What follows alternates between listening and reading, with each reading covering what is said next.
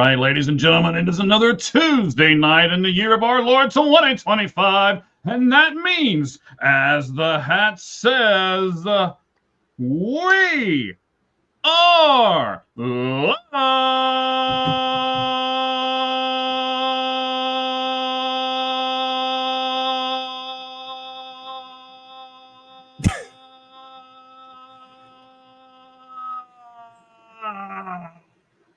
Ladies and gentlemen, boys and girls, children of all ages, www.WeLikeSportsPC.com proudly presents to you its podcast Tag Team Champions of the World,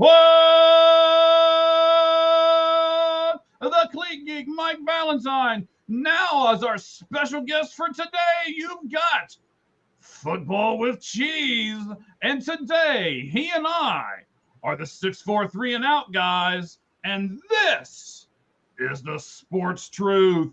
Cheese buddy, thank you for coming on with me. How are you doing today, sir? I am swell. Thank you for asking. That hat is pretty badass. Let's be honest. Yes, I love it. It's a gift. It was a birthday gift from my coworkers to me. So fantastic. I guarantee you no other podcast has a hat like that. I guarantee it. So there's a lot of things this podcast that others do not have. Well, that's true. And one of them is cheese. There you go. There you go. All right, buddy. Well, before we get too far into this whole thing, let's do the walk-up music. Are you ready?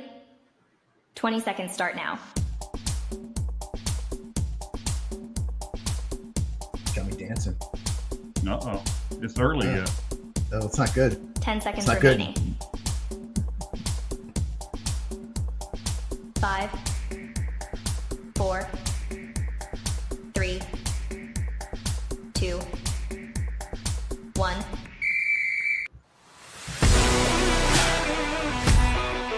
All right.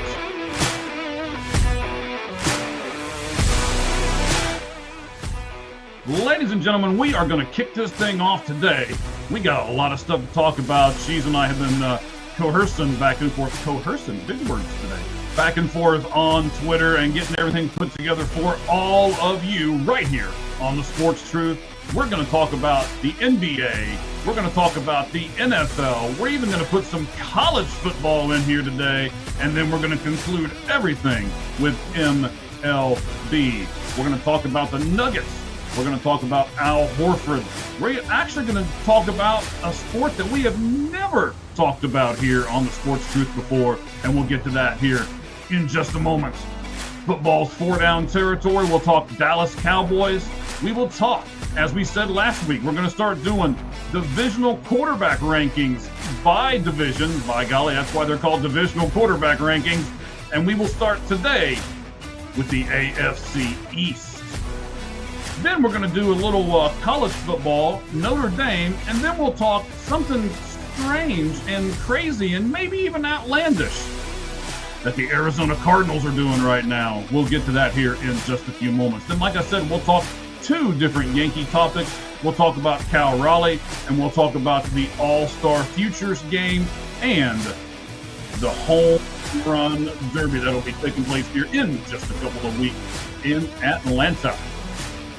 So, all of that, much more, and of course, today, everything is sprinkled with cheese. That's what we like around here. All right, guys. Thank you all very much for tuning in. We certainly appreciate it. This is my good buddy Cheese. He is with me today. Gabriel couldn't be with us today. As you guys all know, life kind of gets in the way sometimes, and you got to do some other stuff. So nothing major. That's what he's doing today.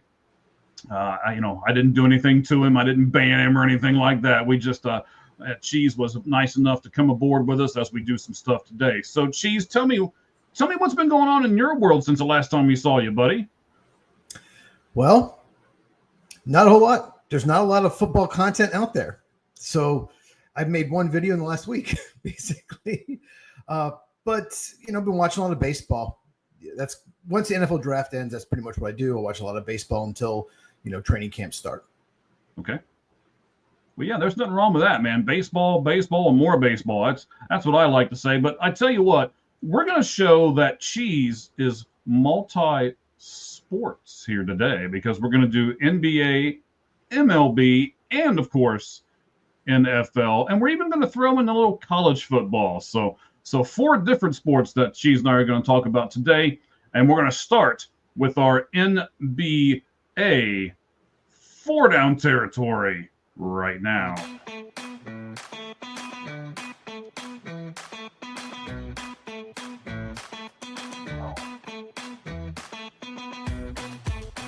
All right, Cheese, here comes the first question, buddy.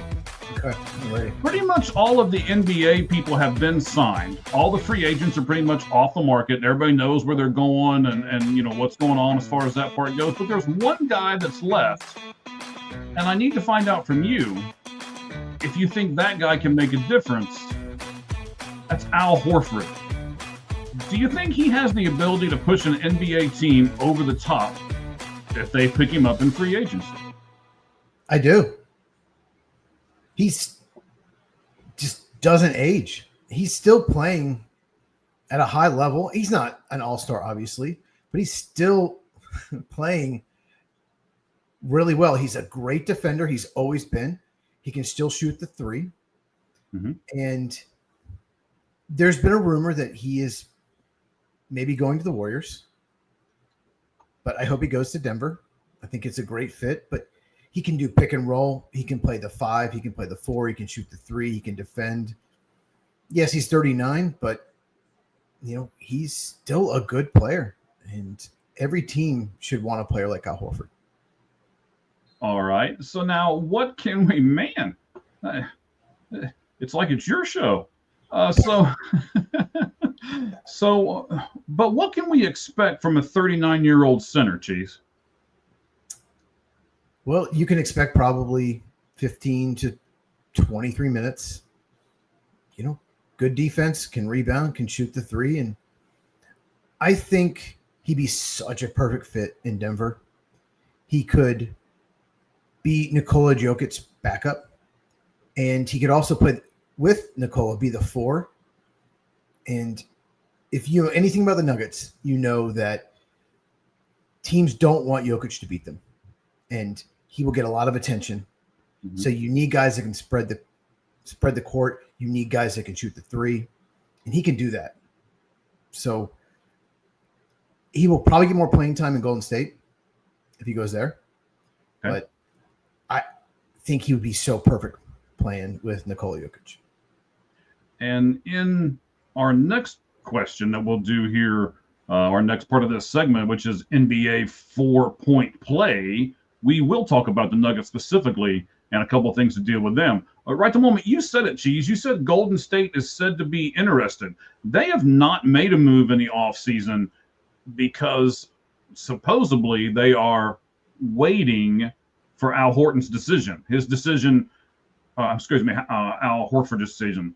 He may go with him. He may go somewhere else. He's got multiple offers that he's mulling over. Plus, because he's 39 and he's been in the league for so long, he is actually talking about retirement. So you have said you think that he would fit really well with the Nuggets, but what do you think about him possibly going to Golden State? Well, they lost Kevin Looney. He signed with New Orleans. So right. They need a big, and he will play a lot of minutes if he goes there. It's pretty much that simple. I don't think Golden State's a contender.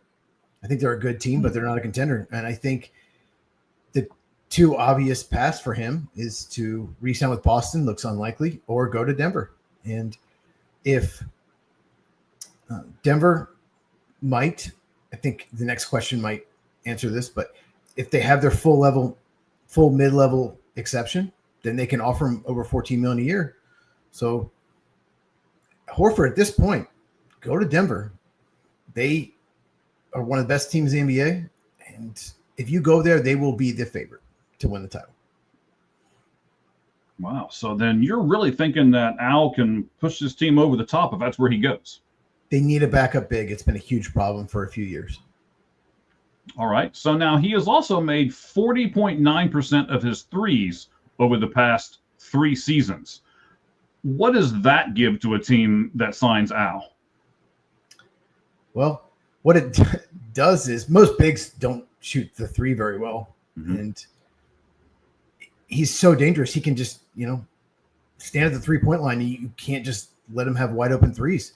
And Nikola Jokic is probably the best passer in the NBA, maybe one of the best passers in NBA history. Let's be honest. Yep. He's incredible.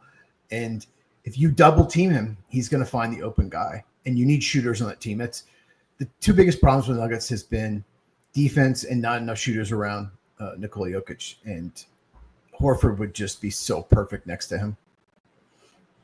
And I'll give you the fact as we kind of transition into the second part of our segment here, which is, yes, I 100% agree. And if you look at the stats, the time that Jokic sits on the bench is when teams always come back on the Nuggets, right? So like you're saying, they need somebody. They don't need another joker. They just need somebody who is, it's kind of like a replacement player, right? They just need somebody else to go in there and keep everything status quo for a little bit, and while he gets a breather on the bench and then comes back in. Now, they think, and I'm probably going to butcher this guy's name, trying to look it up beforehand. You're better than me. I'm glad you're saying it first. Yeah. The Nuggets have told, this is our second question here, the Nuggets have told Jonas Valanciunas, I think, they expect him to honor his contract.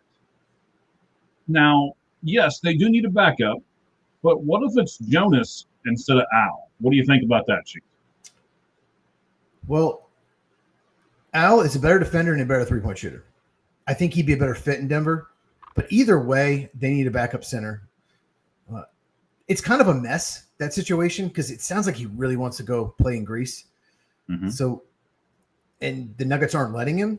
So it's kind of a mess, but either way, it would be an upgrade because DeAndre Jordan just had nothing left last year. He's the backup center. Jokic needs to rest. He ran out of gas, like the whole team. The last 2 years, 2 years ago, they lost to Minnesota in Game 7. Last year, they lost to Oklahoma City in Game 7, the playoffs. Both series, they ran out of gas in Game 7 because they didn't have a good enough bench. So, okay. I don't know what's going to happen. Lithuanian names are tough. Yeah. But yes. I prefer Al Horford, but sounds like he wants to play in Greece, and the Nuggets got to try to convince him to play at least one more year in the States. So let's go over this story a little bit for those of our fans who may not know, right? So Denver traded for Jonas to be their backup center to the Joker. Their center games are very similar. So my next question to you, Cheese, as far as our NBA talk here goes, is how important is it to not actually have to switch defenses because Jokic and the guy who's backing him up play a similar game? How important is that to the overall team aspect? Oh, it's very important. Most of these teams, this style is so important, the way they play. Certain teams just have completely different offensive styles, defensive styles. So it's extremely important. And Jokic thrives, or the Nuggets thrive and won a title when he had 3 and D guys around him, guys that could shoot the three, spread you out, and play defense. That's how they won a title. And the last 2 years, they just haven't had that. And that's what they need. And they're off to a good start in the offseason. Backup center is the one issue they have not, figured out. Okay. So we are trying to do that right now. I forgot to put this banner up here, so let me do it right before we get to the last question of the whole segment here. But hey, at least it's there, right? So Jonas wants to play in Europe. And my question is this, buddy. Who in the world would rather play in Europe than be the backup to Nikola Jokic, for God's sake? I mean, wouldn't you choose being a backup in Denver and going for a title instead of going to Europe? I'm at a loss for words. What about you? Yeah, I mean, especially because they will be one of the favorites, if not the favorite, with the injuries to Halliburton and why is that Boston Celtics player escaping me? Everyone tore their Achilles this year. Interesting, but right. All these great players tore their Achilles. Why can't we think Jason Tatum? Now. Jason Tatum. There you go. Good So job. the Nuggets are going to they almost beat Oklahoma City, let's be honest. They're the one team that could probably beat them. So if he, agrees to the trade, plays with Denver, there's a very good chance he's going to be one of the best teams in the NBA. But maybe he wants to be the guy. Maybe he wants to go to Europe and be a star. He can't do that in the NBA. So I'm not sure. What do you think? I just don't understand why that would be your choice, right? But I also don't understand how Denver's looking at this right now. And this will be the last part of this question. Then we're going to jump into a sport that we've never talked about before. We'll do that here in just a second. So, but I have to take this from the Nuggets standpoint too. And I have to say, if I have a player that doesn't want to be there, do I really want to try to force him to be there just because he's a decent fit to be a backup for me? I mean, it puts Denver in a bad spot, doesn't it? It does. And it can't help the locker room. You have a guy that doesn't want to be there. It's a mess. Like I said, Denver and Jonas, they've got to figure it out. Now I read this online. If he gives up his entire salary, which apparently he's willing to do, the Nuggets would have their full mid-level exception available, which is $14.1 million in salary. That is huge. Now, there's not a lot of people left, but still, you could offer that to Al Horford. So, I'm just surprised that it's in this situation.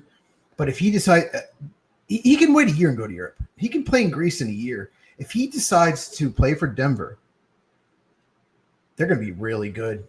They were 6 deep last year. They'll be 8, maybe 9 deep if he decides to play for the Nuggets. Yeah, it's just, I mean, I don't understand. I don't, you would think that that's what you want to do is you want to play for a title. I don't think you would come to, you can't say the NBA because if he wants to go overseas, but I wouldn't think you'd want to play professional basketball and your dream is to go to Europe and play when you can play in the NBA on a really good team and go for a championship. So I don't know what he's thinking. And play with the best player on the planet. Right. The best passer or at on the least planet. one of them. Yeah. So, yeah, I don't understand it at all, but I guess we'll talk more about it later on, but it's crazy. We'll have to wait and see how all this plays out, both for Jonas and for Denver. And, maybe you crossing your fingers and toes and everything else enough, maybe it'll all play out for Al Horford too. You never know. All right, so we are going to jump into, like I said, we're going to jump into a sport and we're going to talk about it here for a little bit. We have never spoke about this sport before, and it's a sport that's really grown in popularity. It's a sport that's really grown in media attention. So I'm going to tell you right now that this was probably going to be the last NBA segment that we do on this show until it comes back rolling around to the NBA season. We're going to really start jumping into the NFL and to college football. I mean, the NFL, believe it or not, I'm sure you know this, Cheese, because of what you do. The NFL is like less than a month away as far as preseason and stuff goes. So we're getting close, and we need to start doing some different things as we prepare for the NBA and for the college football season.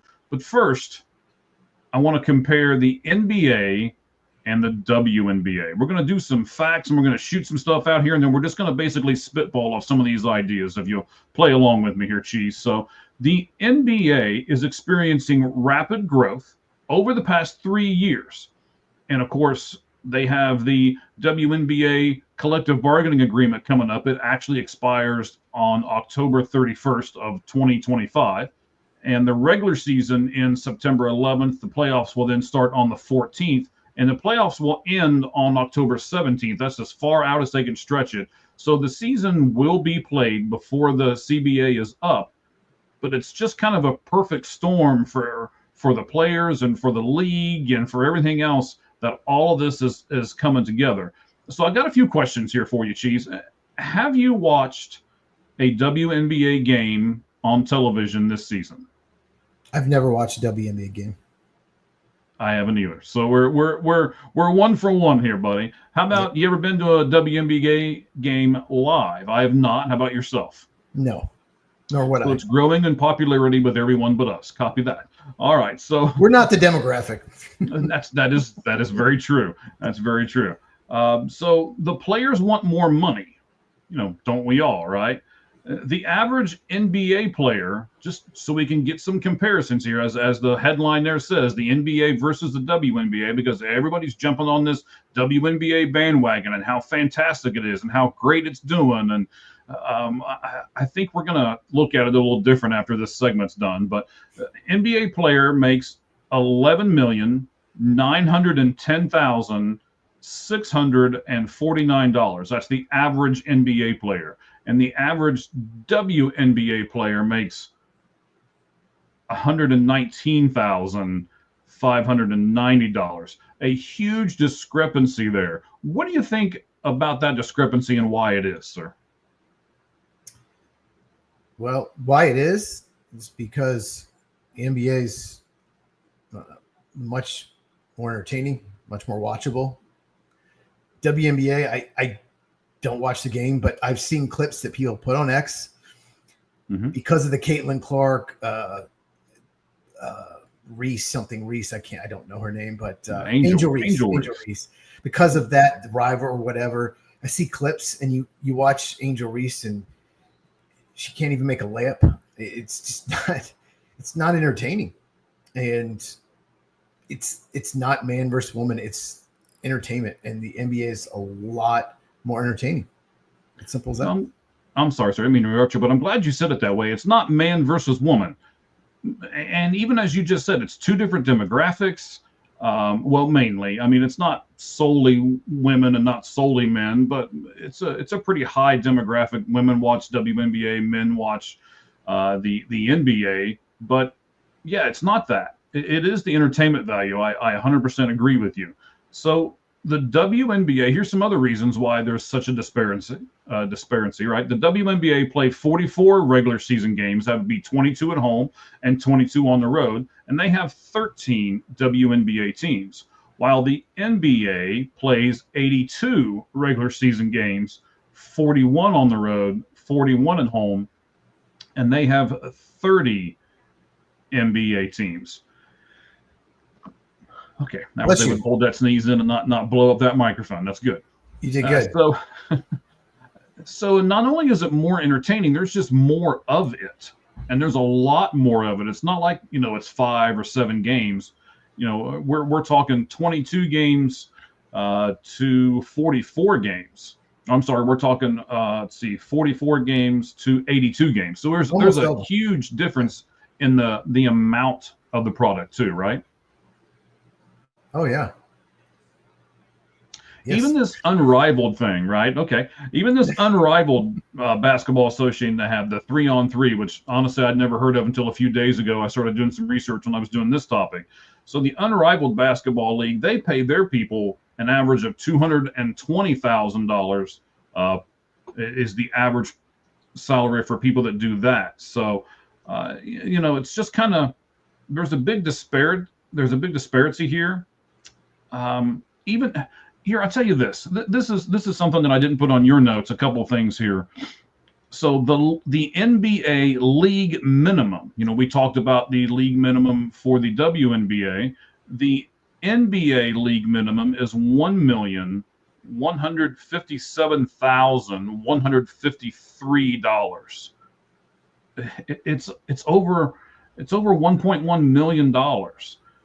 And we said the average NBA player makes $119,590. Well, get this. This will blow your mind. It blew my mind anyway. As you know, we got JC here talking about everything that we're talking about. And for those of you who are listening to us, you can simply type in your comments. And as long as you're talking about what we are talking about, then we'll put you up here on the screen.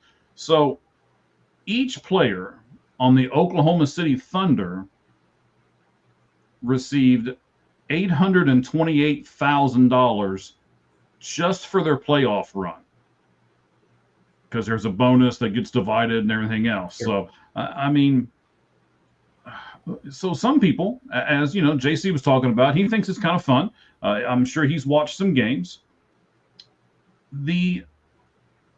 Here's where everybody's on board with the WNBA right now. As we continue to grow numbers, we certainly appreciate you guys sticking with us and then adding to us. And telling all your friends that we're up here as well. This is the Sportz Truth. My name's Mike Ballantyne, and that right there is football with cheese. And we'll get to his football stuff here in just a moment. The WNBA saw $710 million in revenue in 2024. Now, before everybody goes, oh my gosh, 710 million, that was revenue. What a sports franchise needs to see and a league needs to see is profit, not revenue. They can bring in as much money as they want, but if they're spending the same amount of money, they're not making any money. And that's what we're going to try to look at here and find out. So they made 710 million in revenue in 2024. It is estimated that they're going to make $1 billion in revenue in 2025. They started with 8 teams in 1997, but because of expansions and how the WNBA is put together, last year, you ready for this? This is the big difference to me. Last year, the WNBA actually lost $50 million. Now they're funded partially by the NBA, so they can take a hit like that. But how can you say you've got a viable product, Cheese, when you're losing $50 million in a season? It's probably not more than that. The NBA basically finances the league, the WNBA. Let's be honest. It helps cover the operating costs, facilities, travel, all of that. The only reason it's only 50 million is because of Caitlin Clark has really, helped the league out a ton. She's a very unique player, but the NBA subsidizes the WNBA. It doesn't exist with the NBA on its own. It would not be a thing. So I'm surprised it's not more, to be honest with you. Okay. I thought that was pretty big. Here's another stat that might just blow your mind, right? So they lost $50 million in 2024. The NBA has, let me lift the hand up a little bit. 5 players that this season alone made in excess of $50 million. That just shows you the disparity between the two. One league lost 50 million. The other league has 5 different players that make over that 50 million that they lost. Let's talk about their media contract here real quick, and then we'll jump into the NFL. Let's see a little gleam in Cheese's eye. Oh, NFL, here we go, right? Oh. So their current WNBA media deal is $60 million per season. That's only $10 million more than what they lost, right? So it's $60 million a season. In 2026, they start a new $11 million deal that gets them $22 billion, or roughly $200 million per season. So that's a big jump between $60 million and $200 million. I'll give them that. But then I've also got to look at the NBA. The NBA also just signed an 11-year deal, except instead of $22 billion, it was $76 billion for the next 11 years for us to be able to watch the NBA on a bunch of different channels. So, yes, this is going to be a big time for the WNBA, and I get that people are kind of getting behind it. But I guess in my opinion, and Cheese, I'll let you kind of close this segment out where we jump over into the NFL, but they're just not there yet. They're doing better, but they're just not there yet. What do you think about the WNBA as a whole, Cheese? It just doesn't have enough support. There's just not enough people that are going to follow it, even with Caitlin Clark, which has helped so much. It just doesn't have a big enough fan base. We're not the demographic. The demographic that it has is just such a small minority in this country. So that's probably, this is their peak. This is their time to get that contract. So, what we should do, Michael? What should we do? You and me should do a podcast daily, only WNBA all the time. What do you think? You think we get 1 million subscribers? Oh, yes. I'm sure we would, because what I just spewed out to you is about all I know about the WNBA, and that took some research there. So I just see where everybody's jumping on this bandwagon, and I think the bandwagon's about to break. That's all I'm saying. That's just my opinion. Maybe I'm wrong. I kind of hope that I'm wrong, because the more sports we get out there, the better off I think the world, the sports world is as a whole. But I'm just not sure this is going to take off like everybody's thinking that it's going to. Well, I think one of the reasons it's taken off a little bit or doing better is the controversy. No one talks about who wins the title. No one talks about the scores of the games. It's Caitlin Clark and Angel Reese and the controversy and the hard fouls. And Caitlin Clark, she gets pushed around and knocked down a lot. They try to bully her a little bit. That's why they're talking about it. When Pat McAfee show talks about it, that's what he's talking about. They show clips of that. They never talk about the teams, who the best players are, who the best coaches are, who's your MVP for this year. I don't even know. They don't talk about any of that. They talk about Caitlin Clark, Angel Reese, and controversies. So that's the reason it's doing better. That's not sustainable, like you said. Yeah, 2 stars is not sustainable, because I can't name you enough. And again, I understand that Cheese and I are not the audience that they are targeting, but for us to be able to talk about it, we have to be interested in it, and you've got to have more than 2 stars. Those are the only 2 people I can name in the WNBA. Well, Angel Reese isn't a star. She's not a star. Well, the only 2 people I can name that play on the WNBA team. And to be honest, I can't even tell you what team Angel Reese plays for. I know that Caitlin Clark plays for the Indiana Fever, but I couldn't even tell you what team Angel Reese plays for. We've got a really good team, the Phoenix Mercury, here in Phoenix, obviously called the Phoenix Mercury. They have, I believe, the 2nd best or so record, and they've won titles and all this kind of stuff. I just don't care. Yeah. All right, buddy. Well, let's jump into our NFL talk, shall we? Let's go. I'm ready. I'm ready.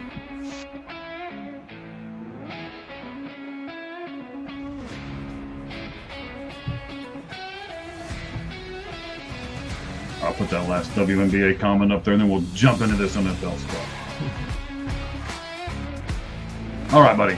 So the Dallas Cowboys, seems like they're, you said there's not a whole lot of football stuff, but it seems like somehow or another, whether it's Jerry or one of his players or something, there seems to always be a cowboy in the mix, right? So always something, right? Always something. I'm telling you, this is it. So he took a long time typing this big thing in here. There, South County Splat. All right. First time person on here, as far as I know. But women's sports have the feeling of watching 7th grade boys. Except professional women's hockey league. That's like watching college hockey and worth watching. Yeah, I agree.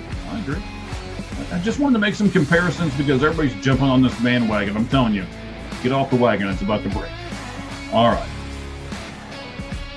Let's go back to this, which is the latest with Cavante, right? That's how you say it? Cavante. Your guess is as good as mine. Asking me about pronouncing names is the wrong person to ask. And that's why you're called Cheese, right? It's a nice, simple pronunciation. And, oh, shoot. All right, buddy. Hang on. Let me take this back off. We got that music in the background that we'll get rid of for a moment. I had to stop because my big mouth, I can't hear the music playing when my big mouth's going. So I had to stop real quick and make sure I actually hit the right button. So Dallas Cowboys wide receiver and kick returner. Again, we're going to say it's Cavante Turpin, was arrested and booked on Saturday. He was booked on 2 charges. One was possession of marijuana, and the other was unlawful carrying of a weapon. So knowing that, Cheese, I'm going to ask you these few questions. How should NFL teams treat players who are arrested? And what I mean by this is, should there be like a standard protocol across the league, no matter what team it is, no matter what player it is? If a player is arrested, he's going to have this punishment. That's so tricky. Obviously, we don't like it. You don't want to see you're a Dallas Cowboy fan, you're not happy with this. You don't want to see, these players arrested at all.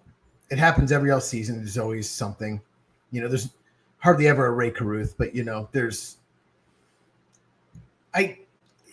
what the NFL used to do is Ray Caruth, look him up if you don't know what. Google that. That'll give you some good, good reading there, buddy. But the thing is, it depends on the crime, and it depends on if he's guilty, because NFL used to suspend guys right away. Now I think they let to see if the person's charged. And if they're not charged, I don't think they suspend anymore. So you have to let it play out. But it really depends on what the charge is. But he's been in trouble before, so it's not good. Right, we're going to go over some of that stuff. So first of all, I want to get to your first point you made, which is, let's wait and see if he's charged or whatever. Now, these are both misdemeanors in Texas. So because they're misdemeanors, he was actually released on Sunday, arrested on Saturday, released on Sunday. So because he was released and because they're just two misdemeanors, would you, as the owner of the Cowboys, take it maybe a little more softer on him because of those two facts? I believe it was marijuana and a gun charge. I believe those were the charges. Right. Possession of marijuana and unlawful carrying of a weapon. Those are the two charges specifically. Well, you're asking me to get in Jerry Jones's shoes. I'm not incredibly stupid, so I can't get in Jerry Jones's head. I'm actually intelligent. So okay. I don't know. I'd let it play out. I'd talk to him. I'd bring him in and say what happened. And try to get as much information as possible, but it's not a good look. And training camp's around the corner. This is every head coach in the NFL at the last meeting when the season ends. They give you a speech and say, "Don't do stuff like this. Don't do it. Be smart. Use your judgment. Use your head." Mm-hmm. So it's not good. And I don't know if he can suspend him, if the players union would fight it. So I don't know if the team can suspend him or not. So we'll see what happens. We'll see what happens, man. I want to give you some stats that have nothing to do with sports. They have to do with us, you and I. Football with Cheese here as a special co-host with us has got us to up over 50 people with us live already right now. And we've just jumped into the very first question of our 4 Down Territory football segment here. So I need to say thank you to a lot of people out there. At the 643 and Out Pod went over 7,000 followers over the weekend. I certainly appreciate that. And it's showing right now because of those 7,000 that we follow, I always keep track of this every time.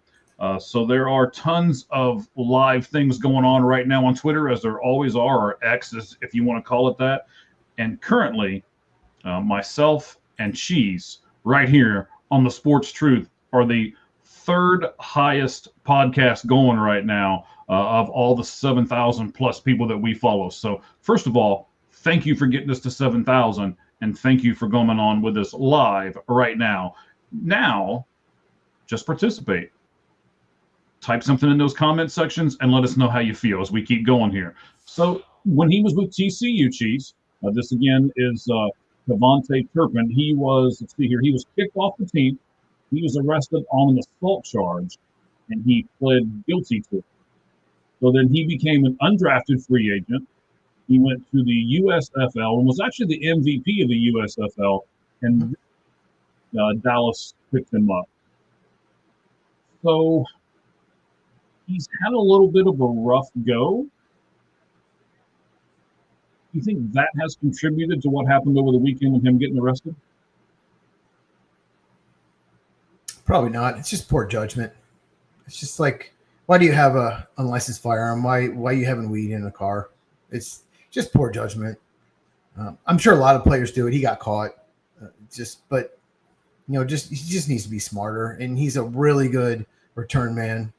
One of the better returners in the league. He just we're going to get into his stats here in just a moment. You might be surprised at his stats, by the way. So let me go ahead and give them to you, right? 2 Pro Bowl selections in the last 3 seasons. He's been with Dallas. Last season, 420 receiving yards, 2 touchdowns, 31 catches. He was the best in the league at kick returns. He had 904 yards and 2 touchdowns.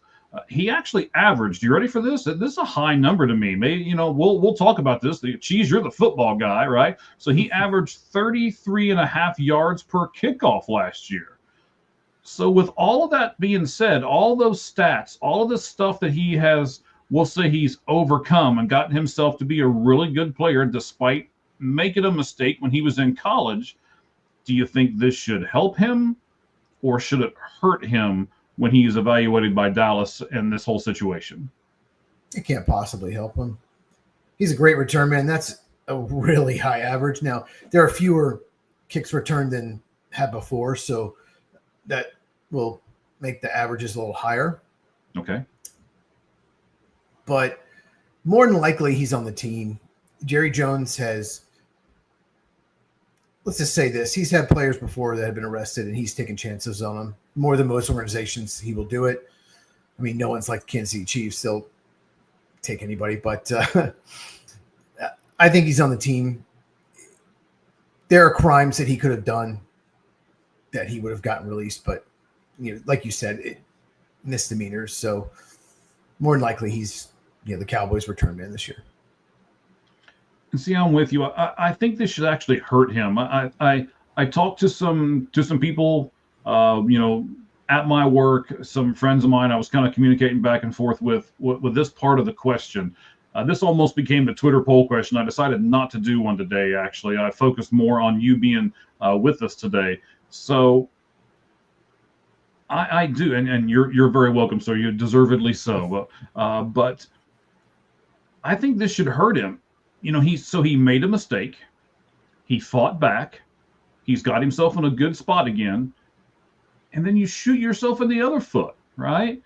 So personally, I think this should help him. I'm all about giving a person a second chance if they deserve it.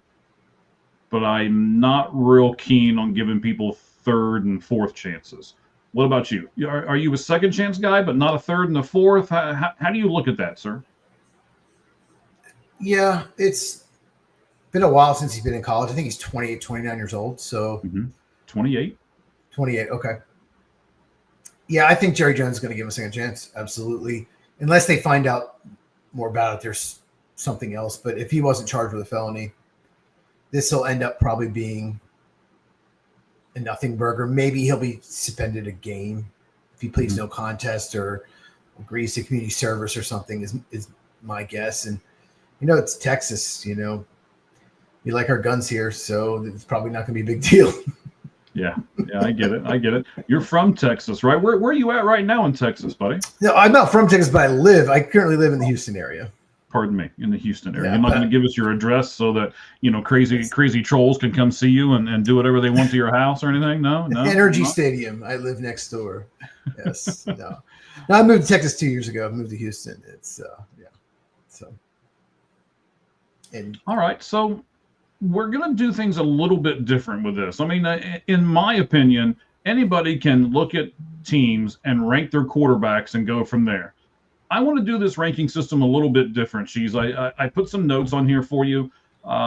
Divisional quarterback rankings by division. And we're going to look at the AFC East first.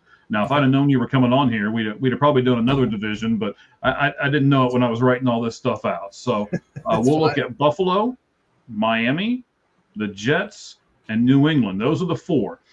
And I put on our notes all the quarterbacks that they have. So I want to look at each one real quick, Cheese. I'm going to leave this one up to you because you're the football expertise here in the room, okay? Yep. Tell me which one of these guys. I'm going to list all the quarterbacks for each one of those 4 teams. Tell me which one is going to be the backup quarterback for each team. All right? Okay. So, okay, he can do that, he says. All right, good. So Buffalo, we know Josh Allen's going to be the guy. But then you've got Shane Buechele, is how I'm going to say it. Mike White. Is it Buechele? Okay, thank you. So you got him and Mike White and Mitch Trubisky. Which one of those guys is going to be the backup to Josh Allen? Well, none of them are great options. If Josh Allen gets hurt, they're totally screwed. Shane Buechele's not making the team. Trubisky's going to be the backup probably. He's a terrible starter, below average backup. Mike White's bounced around. He's okay as a backup, but I think Trubisky at least gets you the mobility. Mike White doesn't. He can scramble. He's very athletic. So it'll be Trubisky. Okay. So then what we'll do is we'll look at the quarterback room at I'm getting blocks of cheese delivered. I'm happy right now. Oh yeah, deliver the man some cheese. I'm sure he's not going to turn that down, right? All right, let's get this comment off of here too. I neglected to do that, so this one. All right, there we go. I got to keep up. I need a producer, but I can't afford one, so I guess I just got to keep continuing to do it all by myself. Anyone out there that want to produce for free, you're invited. Okay, gotcha. All right, so Miami, right? We know that Tua Tagovailoa, of course, is going to be the quarterback in Miami. But which one of these other three guys is going to be his backup? Is it going to be Quinn Ewers? That's the quarterback from Texas, right, that they just drafted? Mm-hmm. And then you got Brett Gabbert, and you have ex-Jets quarterback Zach Wilson. So which one of those three, Cheese, do you assume is going to be the backup for Miami? Well, I thought Buffalo had bad backups.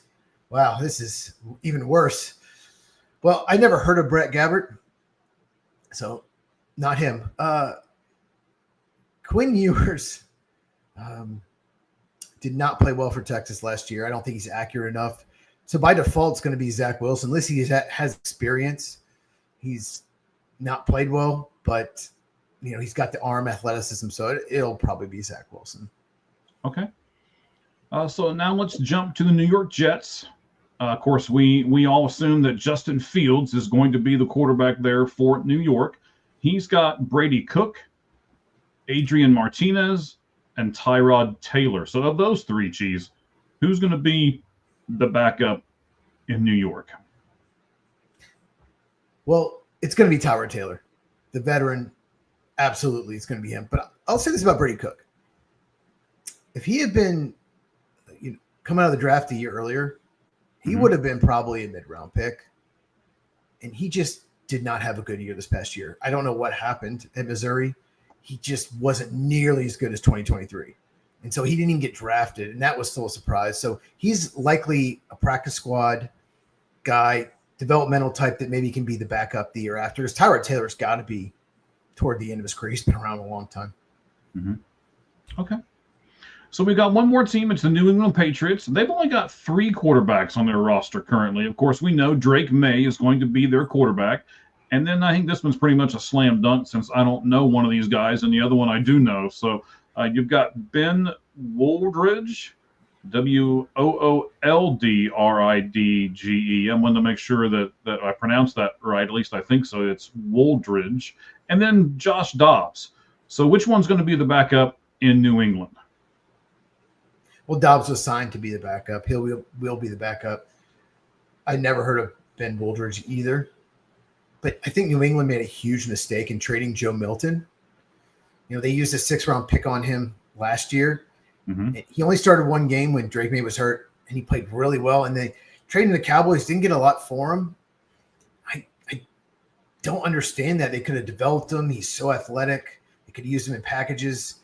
So it should have been a competition between Dobbs and Joe Milton. That's still surprises me they traded him to the Cowboys. But, absolutely.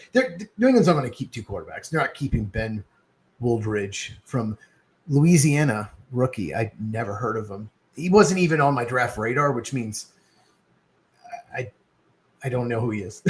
Right. So if you're not on Cheese's draft radar, I mean, you are just nothing, right? Inconsequential, right? Well, I looked at 2025 quarterbacks, and he wasn't among them. So I don't know who he is. Okay. Well, I mean, he's making a little bit of money, probably more money than the 2 of us put together, but he's sitting there holding a clipboard somewhere on the bench. So all the power to him, I guess. So then we're looking at, here's how we're going to do this, because Cheese, I want to get your opinion on this. I would say that the season is never won by just the starting quarterback. Somewhere along the line, the backup's got to come in. The backup's got to be at least serviceable. The backup's got to give them a few quarters in a few games, or the quarterback gets hurt and then he's got to start 2 or 3 games. So it's a tandem to me.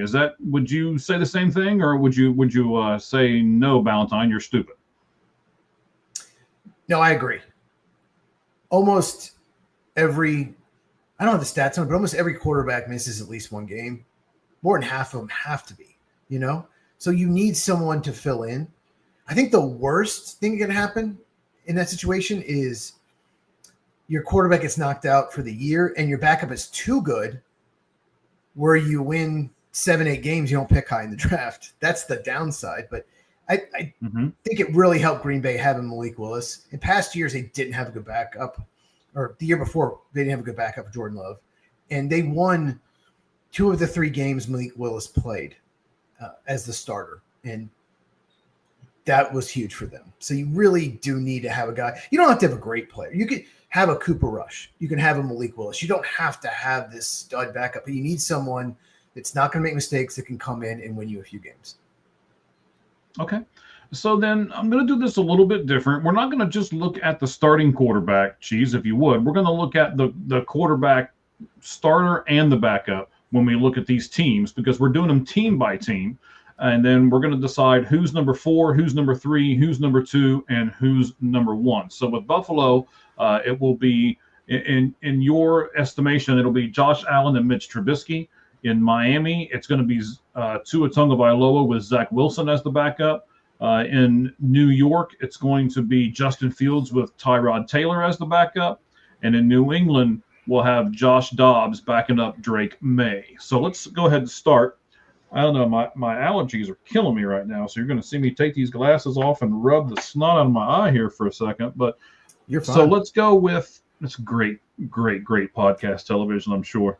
Look at that big ugly ball. I think you're allergic to WNBA talk. I think that's the problem. Maybe that's what it was. All right, buddy. So of these 4 teams, who is going to be your 4th ranked team as far as starter and backup quarterback?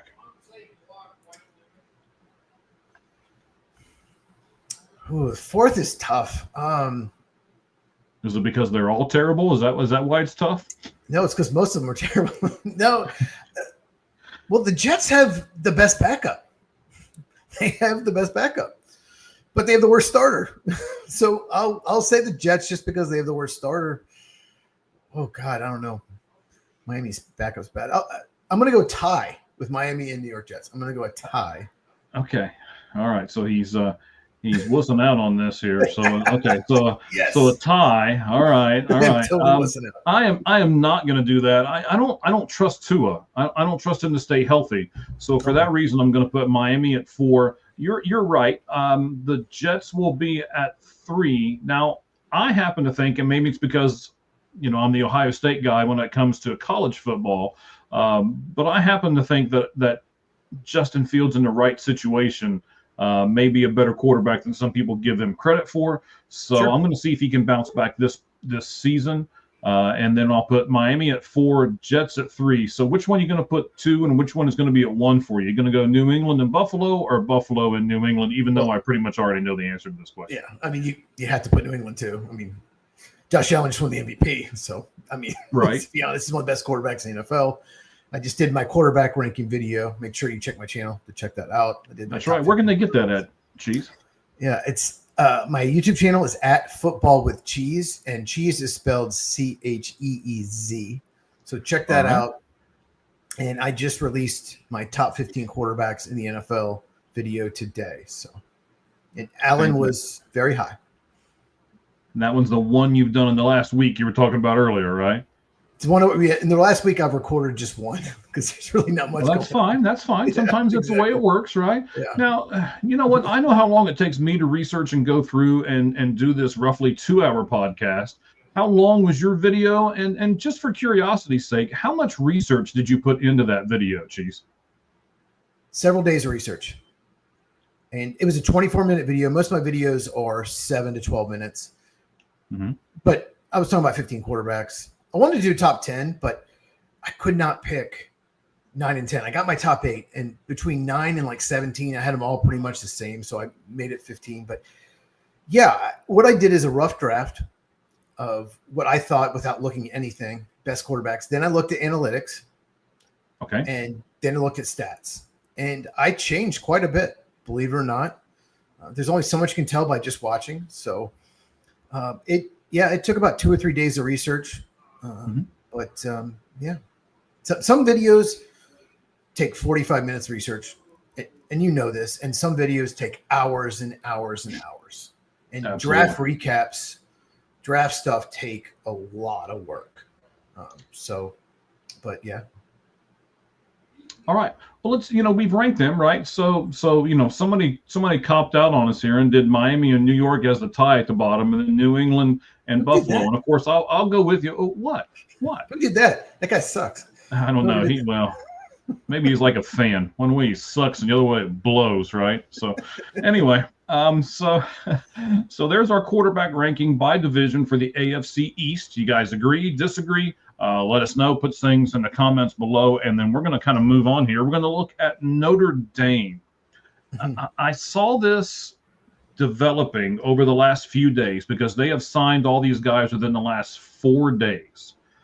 As recruiting is now getting hot and heavy as far as the college football goes. I'm going to mute this mic for just a second. Okay, back with you there. I did not want to make all those terrible noises with this microphone just a few inches away from my face. So they have signed some blue blood or some bloodline people, not necessarily blue bloods, but bloodline type guys, right? You may recognize some of these names. So let me put them out there for you. This is just Notre Dame's receiving room. We're not looking at any other spot, just their receivers. So Caden Finley, son of Packer great Jermichael Finley, right? I'm sure you know a lot about him. Quite a bit. All right. There's a reason his name is Cheese, ladies and gentlemen. So, yes. So, Caden Finley, they signed Elijah Burris. You may recognize Burris because he is the son of Plaxico Burris with the New York Giants. Mostly, he did bounce around to a few other teams, but I think most everybody would recognize him in that New York Giants uniform. And then they have Jerome Bettis Jr., believe it or not, son of the Bus, Jerome Bettis of Pittsburgh fame. And then that's not enough. They had to sign the fourth one, and that's Devin Fitzgerald, who is the son of Larry Fitzgerald. So they've got 4 guys just in their receiving room alone that have a really good bloodline and a really good pedigree. So, Cheese, I want to ask, especially with you being the football guy, do bloodlines give you an edge in sports? It gives you access, for sure. You have access to so much. And when your name is Bettis or Fitzgerald, sure, people are going to pay more attention to you. But let's just, for example, what Jerome Bettis can do, he was a running back, right? He can call up Hines Ward and say, will you help out my son? He's a receiver just like you. Michael Finley can call James Jones or Donald Driver, Jordy Nelson, and say, my son's a receiver. I was a tight end. Do you want to say something about Caden Finley, Jermichael Finley's son? Sure. Did you see the video of him making the choice in Notre Dame by chance?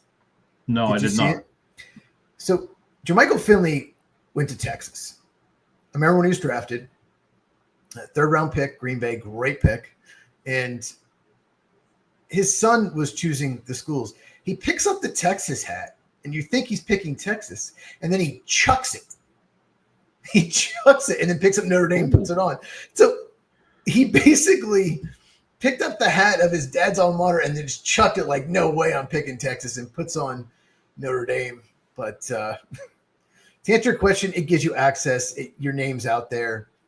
it only helps. It doesn't really hurt. Yeah, I'm in the same boat, JC. I was reading this too, and yeah, I was feeling pretty old knowing all their dads and everything else. Me too. And yes, sir. Jesus would tell you that you're old too, just so you know. So, all right. Do you think these guys, because of their bloodline, deserve more NIL money? No. That was quick. No.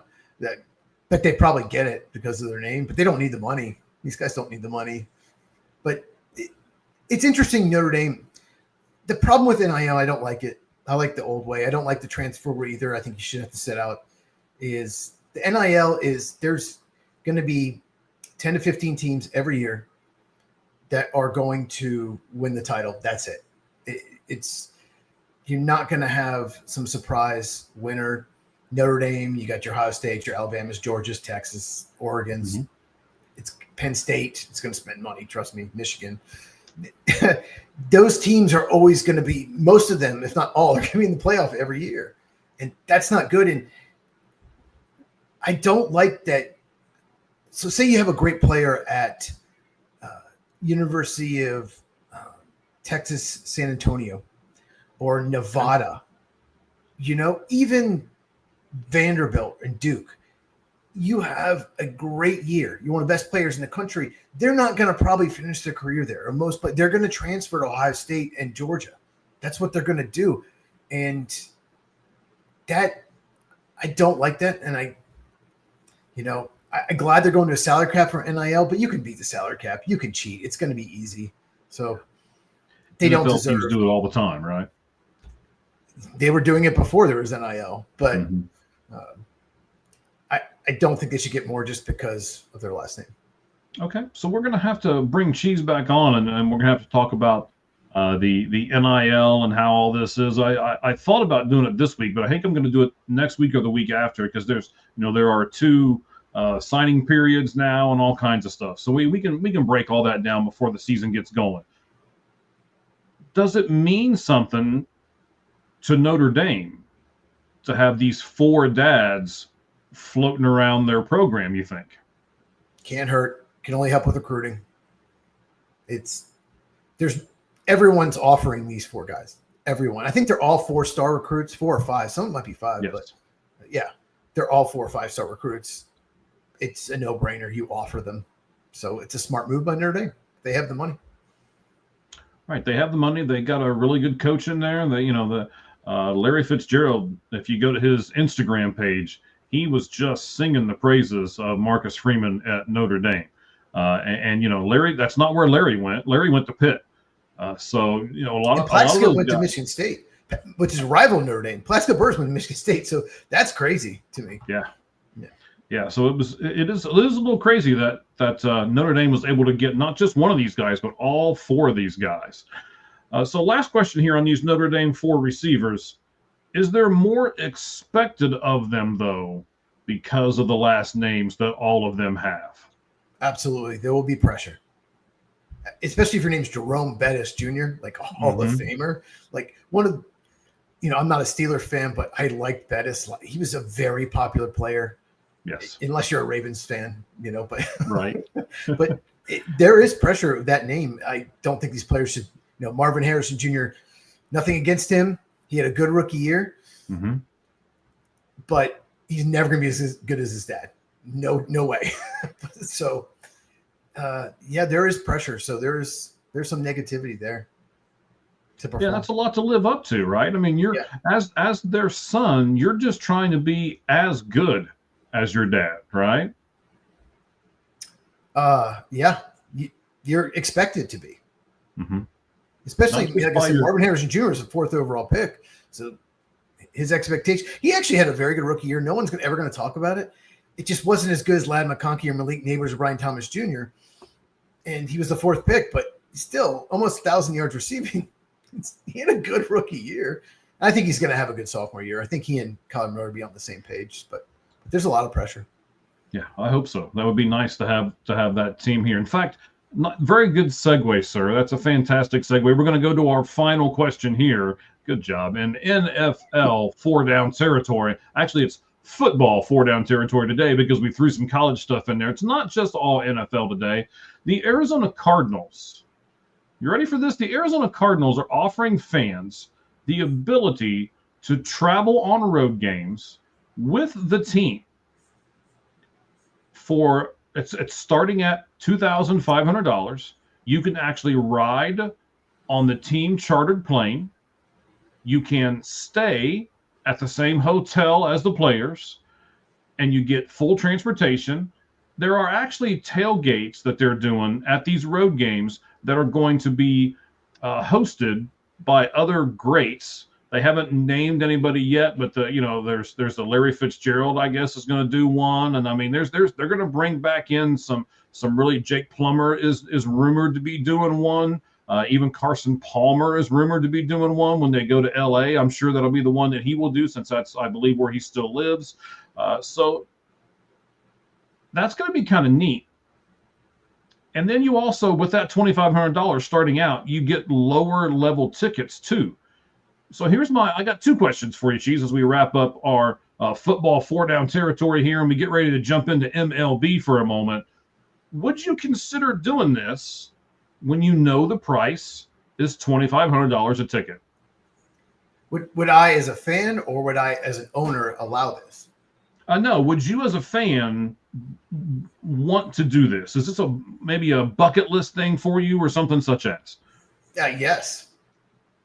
Yeah, I would want to do it. You have access to the team. Maybe you get autographs. Mm-hmm. You're on the team plane. Right? Yeah. I mean, you can see how much Calais Campbell drinks. My guess is a 6-pack does nothing for him. Probably doesn't even get a buzz off it. He needs to drink a 24-pack to even get drunk, probably. So he's 6'8", 280. So he's a big boy.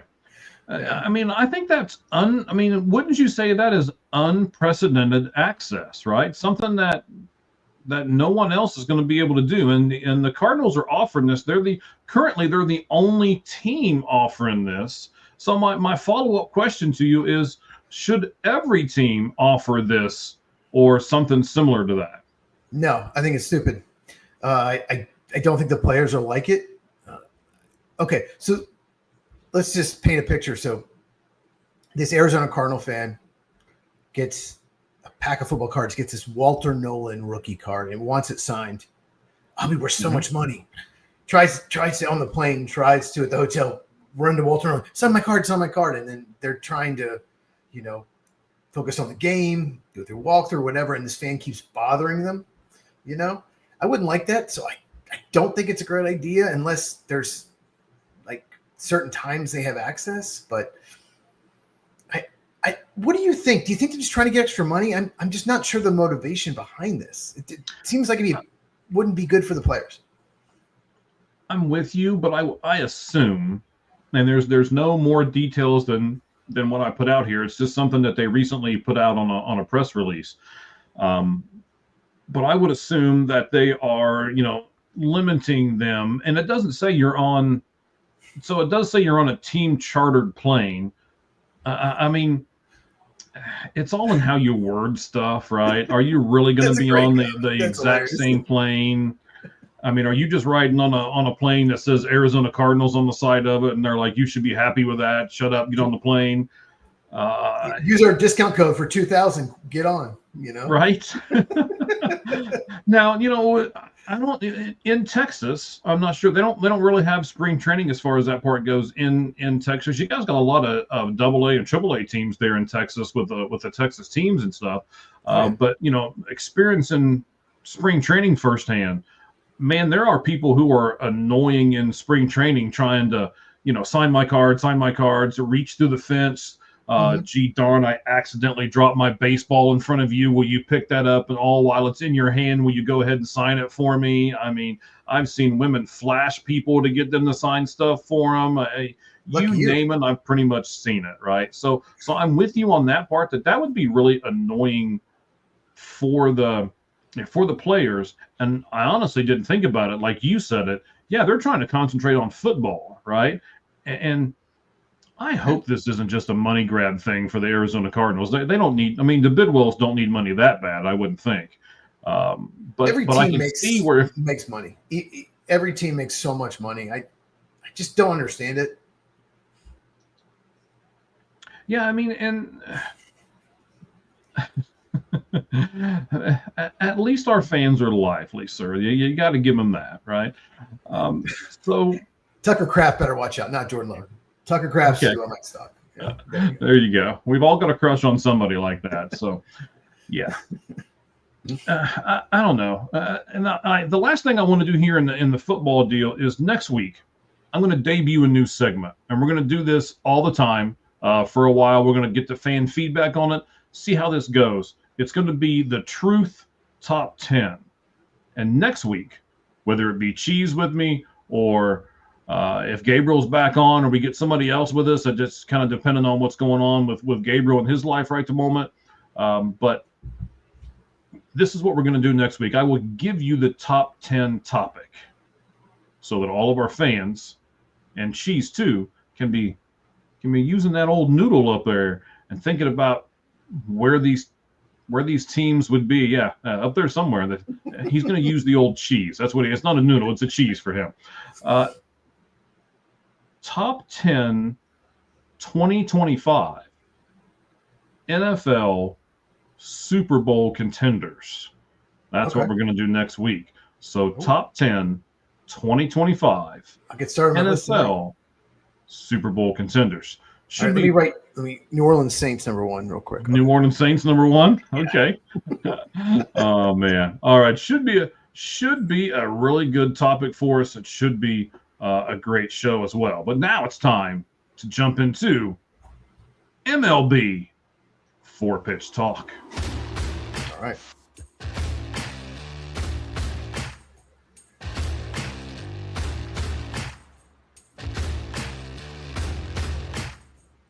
Here I am looking at everything. We're up to number 2 now, by the way.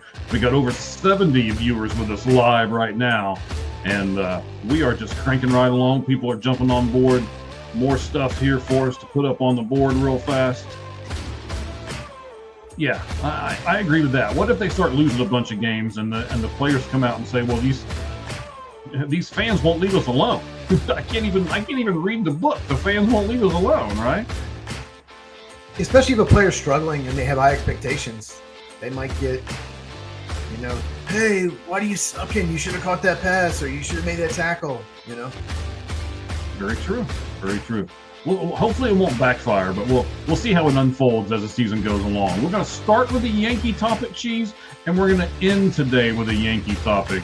We're going to start with Jazz Chisholm Jr. Mm-hmm. So Jazz Chisholm Jr. actually did what the Boston Red Sox wish that Rafael Devers did, but the Yankees screwed him over, in my opinion. And I'd like to get your opinion on this whole thing, and of course the opinions of a lot of our fans out there with us as well. We'll get those here in just a second. So Jazz said that he would play anywhere, but that he preferred second base. And now he's been back from injury for 29 games, and he has played 0 games at second base. Don't you think that's kind of a slap in the face from the Yankees if he says, "I'll play anywhere, but I'd like to play at second"? Can't you at least give him a game or 2 at second base? Yeah, I don't think Yankees handled it well at all. It's his natural position. I think it was more trying to cater to DJ LeMahieu because he's a veteran than, put Jazz Chisholm in the best spot. And the Yankees last few weeks have not handled a lot of things well, but true. Yeah, it was a mistake. All right, so let's look at it from just a pure number standpoint here, Cheese. So as you were alluding to, this year at third base, you got defensive runs saved. He is -3, and if you take that and one of the Baseball Reference stats is they put it out over 1,200 innings, which is roughly 135 games, which is the average number of games that most MLB players play now, believe it or not. Even though there's a lot more games in the season than that, but that's their average. So if you put that out over the 1,200 innings, he's going to be -15 at third base, and that's where they've had him play every game. Now, last year when he was still with the Yankees at second base, defensive run saved at second base for him was a +3. And if you take it over 1,200 innings, it's +14. So you're going from a -15 at third base to a +14 at second base. If I know these stats, the Yankees have to know these stats. This just doesn't make any sense to me. What about you, Cheese? Makes no sense, especially because DJ LeMahieu, at this point, he's 36 years old. His defense has been not good at all at second base, at all. Right. So they finally moved him to second base. Let's be honest. Jazz Chisholm is now playing second base finally. Yeah. So started either yesterday or today. Right. They course corrected, but I don't like the Yankees, so keep messing up. That's fine by me. There you go. I'm with you. I don't like the Yankees either. Now, here he goes. Here he goes, vying for a show. I'm looking for the top 10 Super Bowl contenders. I think it's going to be, but the list could be almost the same, though. It's very likely, but we'll see. Okay, sounds good. We'll do some stuff on that next week, so look forward to that. So, Cheese, do you think that when you're lacking on defense, it also makes you lack on offense? Not necessarily.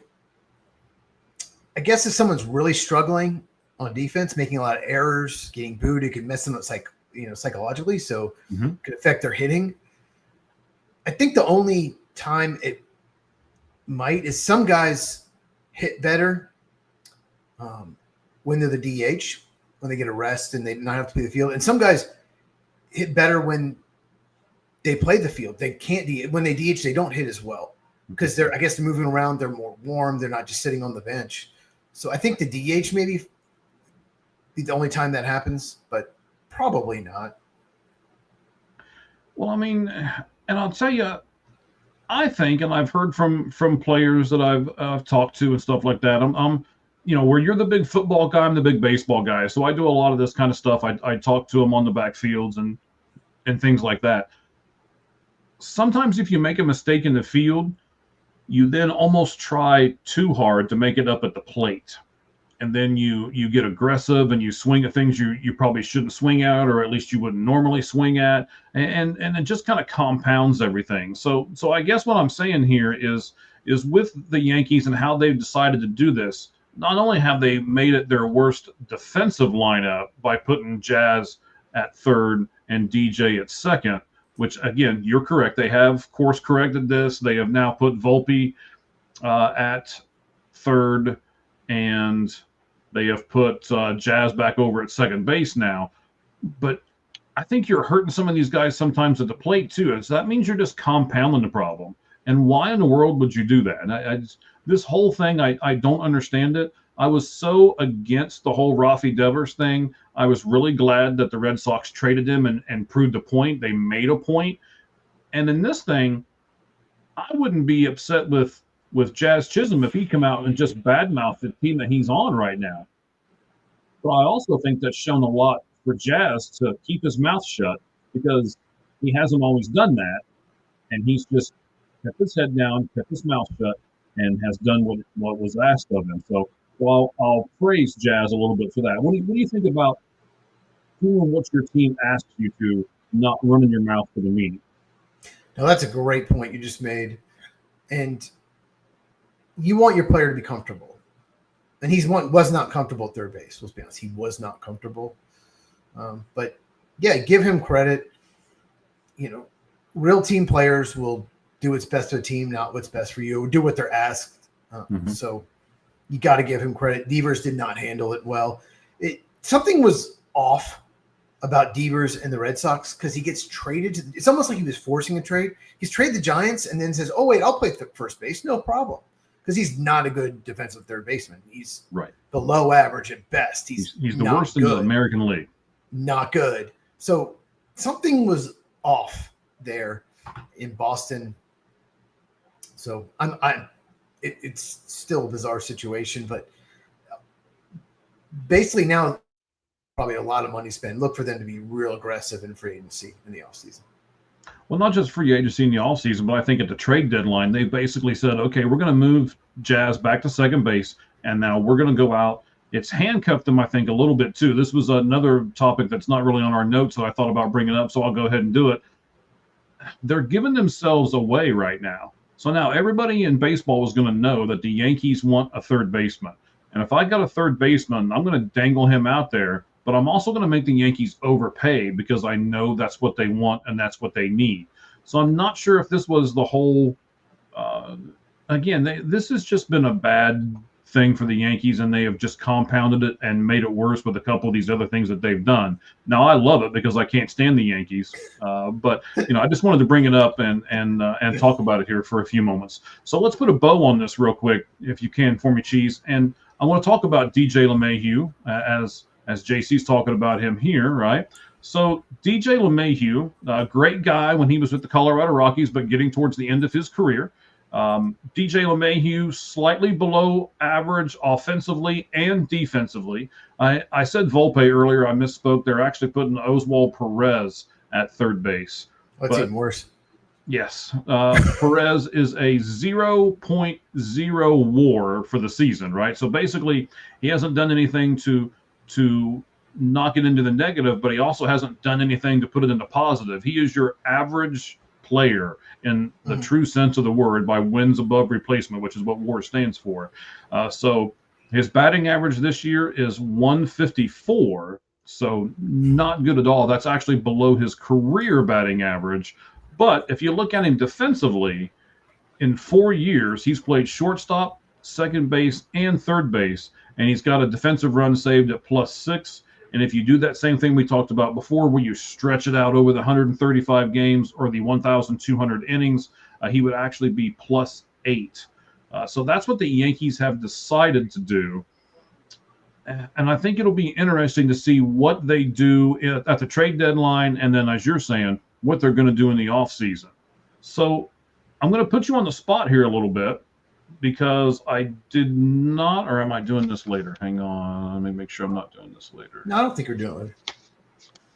Oh, yes, I am. So hang on, I'll wait till the second Yankee topic before I ask you that question. I am doing it later. I had to look at the notes to make sure. So yeah, it'll be interesting what they do in the trade deadline and in the offseason with this development coming into play. Now I'm about to make some people mad, Cheese. We got over 70 people with us right now, and some of them are about to be really upset at me because I'm not going to insinuate it. I'll eventually just say what I think, and we'll see how this all comes to fruition. So I'm going to ask you first, get your opinion, and then I'll unleash here at the end, all right? Okay. How is Cal Raleigh hitting 35 home runs and 74 RBIs? And I'll just shut my mouth and let you talk. Sounds like you're insinuating something. Sounds like you're insinuating there might be something he's doing that he should not be doing. So last time I was on, we briefly talked about P-Core Armstrong. You insinuated probably the same thing. Mm-hmm. And real quick, I'll just say this about PCA. He changed his swing. He tries to launch angle is different. He tries to uppercut the ball to hit more home runs. He's not a home run hitter in the minors at all. He only has pull power. He cannot hit home runs, and he's hit a lot of pull home runs. He pops out a lot too because of launch angle. Pops out a lot, but it's working for him. So when you told me we're talking about Cal Raleigh, I did a lot of research on this today. Oh, so good. Here's what I found out. Okay, let's go. He has changed two things. He stands more upright, and he holds his hands higher. And the reason he does that, in 2024, he hit 193 on the fastball. Okay? In 2025, 270. He was any pitch over 93 miles an hour, he was struggling big time. He couldn't catch up to the fastball. He's always been a good breaking ball hitter. So by standing more upright, by holding his hands higher, he's fixed that. And I watched him play, the NFL draft. I watched the whole series when he went to Wrigley, and the wind was blowing out the whole series. And he hit 4 home runs in 3 games, and he's just an absolute stud. He can hit any pitch. Like I said, he was already a good breaking ball hitter. Now he can hit the fastball. And just sometimes little things like that, little things you do, pitcher or hitter, can change how you are. With that, I will let you go off on Cal Riley. Okay. Well, I'm just doing it strictly by numbers. Okay. And you know, I want to praise you for a moment and give you the props for what you just did, because I did not do anything like that. I'm looking at strictly numbers. I'm a stat guy. I'm a numbers guy. I don't need to look at you. All I need to do is look at your stat line. Okay. And I go by the mantra of numbers don't lie. So if I'm doing that, right, his 5-year history, now don't get me wrong, his he only had 139 bats in his first year, so he hit 2 home runs. In his second year, he jumped to 370 at bats, and his home runs jumped up to 27. Pretty big jump all in itself. In his third year, he got 513 at bats, and it went up to 30. In his fourth year, this is where I'm going to insinuate a few things, right? So in his fourth year, he got 648 at bats and he hit 34 home runs. And this year, barely over half of that, 388 at bats, and he's already clubbed 35 home runs. I just don't think that you can make that big of a leap and there not be something else going on. Am I going to insinuate something? Yeah, I'm going to keep going and insinuate more and more, because I've got a whole bunch more numbers here for us all to look at. I hope that he's not, but I can't stand people who taint my game. I love this game. And when you taint it and when you cheat it, I want the whole world to know. And maybe I'm going to be the first guy to say it, and maybe I'm going to tick a lot of people off, but the numbers don't lie. And that's just home runs, Cheese. RBIs, he went from 13 to 63 to 75. Last year he hit 100, and he's already got 75 RBIs right now. In fact, it's the exact number of people that we have listening to us live right now on the Sportz Truth. I just can't see that number and all of those numbers going up like that without thinking something's going on. I get it. Only 6 catchers have ever hit 40 homers, and only one's done it since Lopez did it in 2000. Salvador Perez did it in 2021. So it's extremely rare. He's on pace to shatter the best season a catcher has ever had. Shatter. Yes. Still not going to win the MVP, though, because someone named Aaron Judge exists. Yeah. But I get what you're saying. I get it. But I hope not. And it's harder to cheat than it used to be. So I hope not. And I'm going to give him the benefit of the doubt until he tests positive or something. So I want to do one more thing, right? So a lot of times when you hit a bunch of home runs, your batting average just goes in the tank. And that's kind of the give and take, right? You have a 210 batting average, but you hit 40 or 45 home runs for the season. He's already hit 35 home runs for the season. Here are his batting averages in his career. He's only been in the league 5 years. So it went 180, a low batting average, which you expect with power. 211, his second year. Again, a low batting average that you would expect with the power. 232, he jumped up a little bit in his third season, and that was when he hit 30 home runs. Last year, it actually dropped again down to 220. And this year, man, this is nuts. And this is what really got me to think about it, okay? He's hit 35 RBIs. He had 35 home runs. He has 74 RBIs. I think I said 75 earlier. I gave him credit for one more than what he's got so far. Maybe I'm speaking it into existence, and he's doing it right now while we're having our show here. So 35, 74, and he's hitting 268. It doesn't make any sense. The numbers don't lie. I'm with you. I hope he's not doing anything. I really, really do.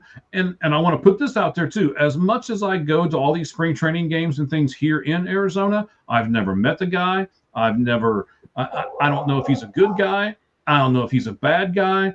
I don't know if he's a jerk. I don't know if he won't sign autographs because he's a catcher. A lot of times the catchers don't do that. They're already in their gear and they're warming up the pitcher in the bullpen and stuff like that. So it's real hard for fans to get access to them. So I don't know any of those things. It's not like I have a vendetta against the guy. All I'm doing is simply looking at his numbers. And Cheese, I'll let you finish out this. I think I've done enough. I think I've pointed enough fingers at him here, and I've given you some stats in order to do so. What do you think about the numbers and the changes that you described earlier in the segment when it comes to Cal Raleigh and how he's doing this season? Yeah, I just pulled up his numbers. More home runs. He's got a career high already.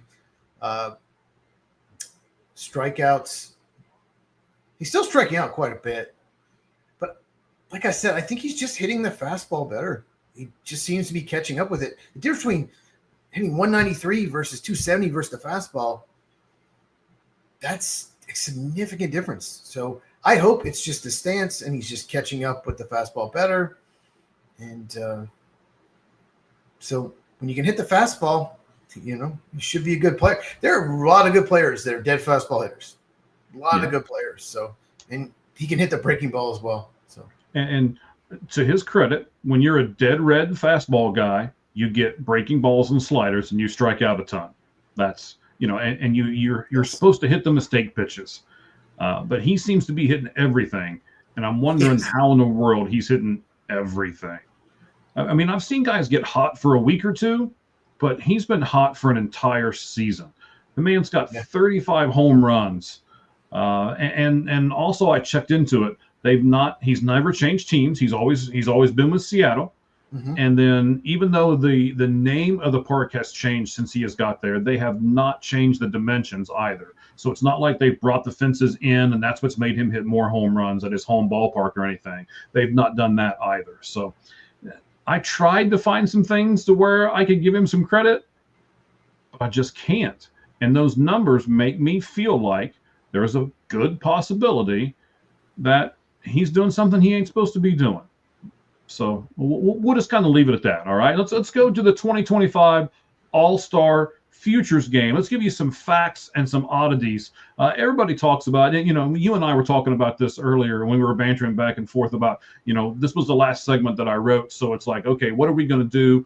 I'm going to give you a few moments here on the next segment to talk about the Washington Nationals because you asked me if you could. So I'll give you a little bit of that to talk about the changes that were made there over the weekend.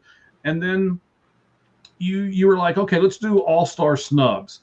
Man, I'm tired of hearing that stuff. Everybody does. Do something a little bit different, and that's what I told you earlier. So let's give people some of this.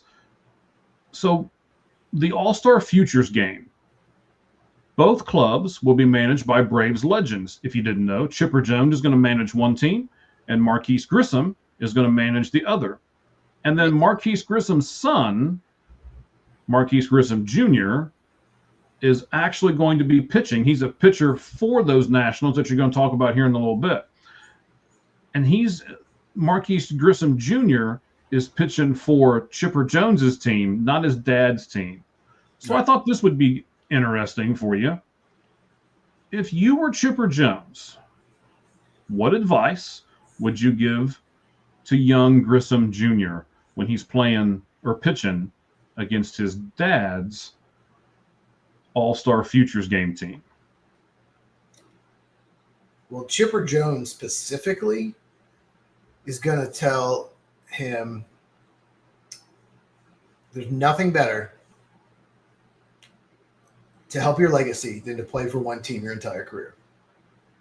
Because Chipper Jones is one of the most loved players. A lot of people don't like him that aren't fans of Braves, but he's one of the most loved Braves of all time.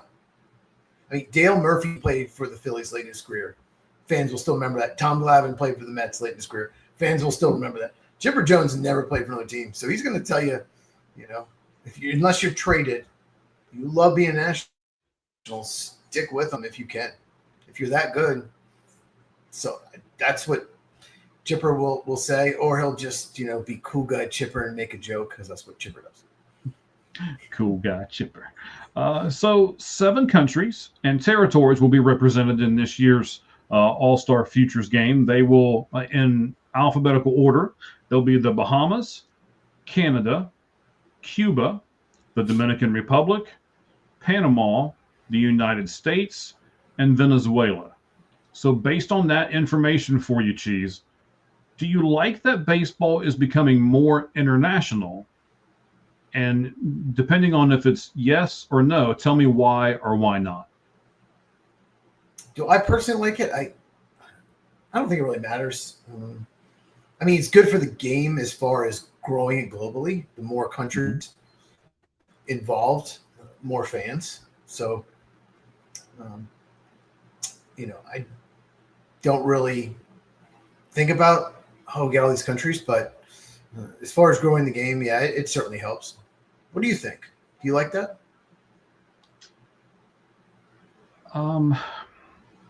I understand what they're doing. It's the same thing that that football's doing, right? All these overseas games.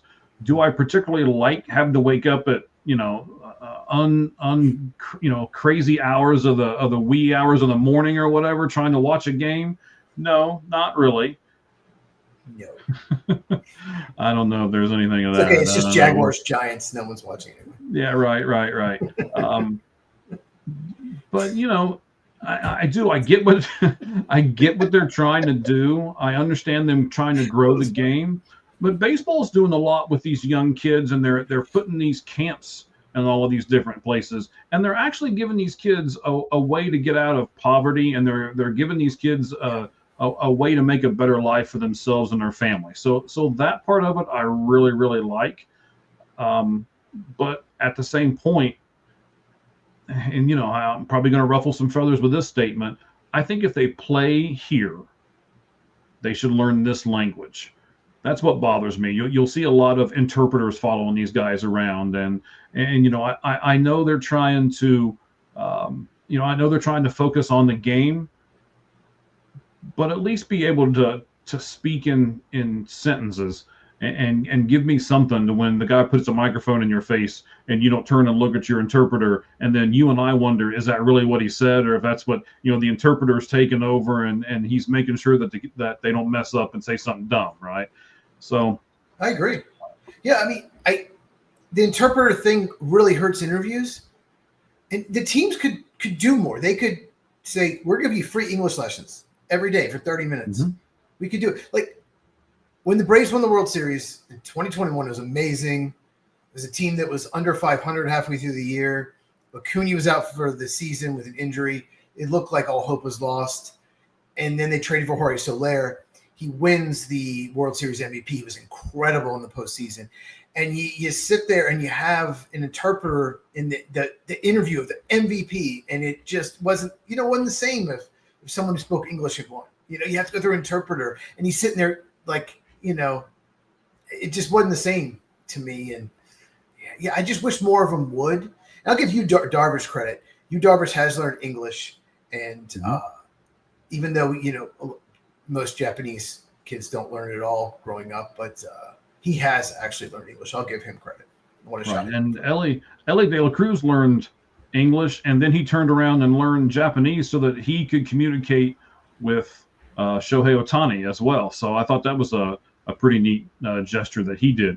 And Rocky Road is saying, why don't you just learn Spanish? I would if I lived in Mexico. Right? Or Spain. I'm serious, right? That's or anywhere in South America but Brazil. Yes.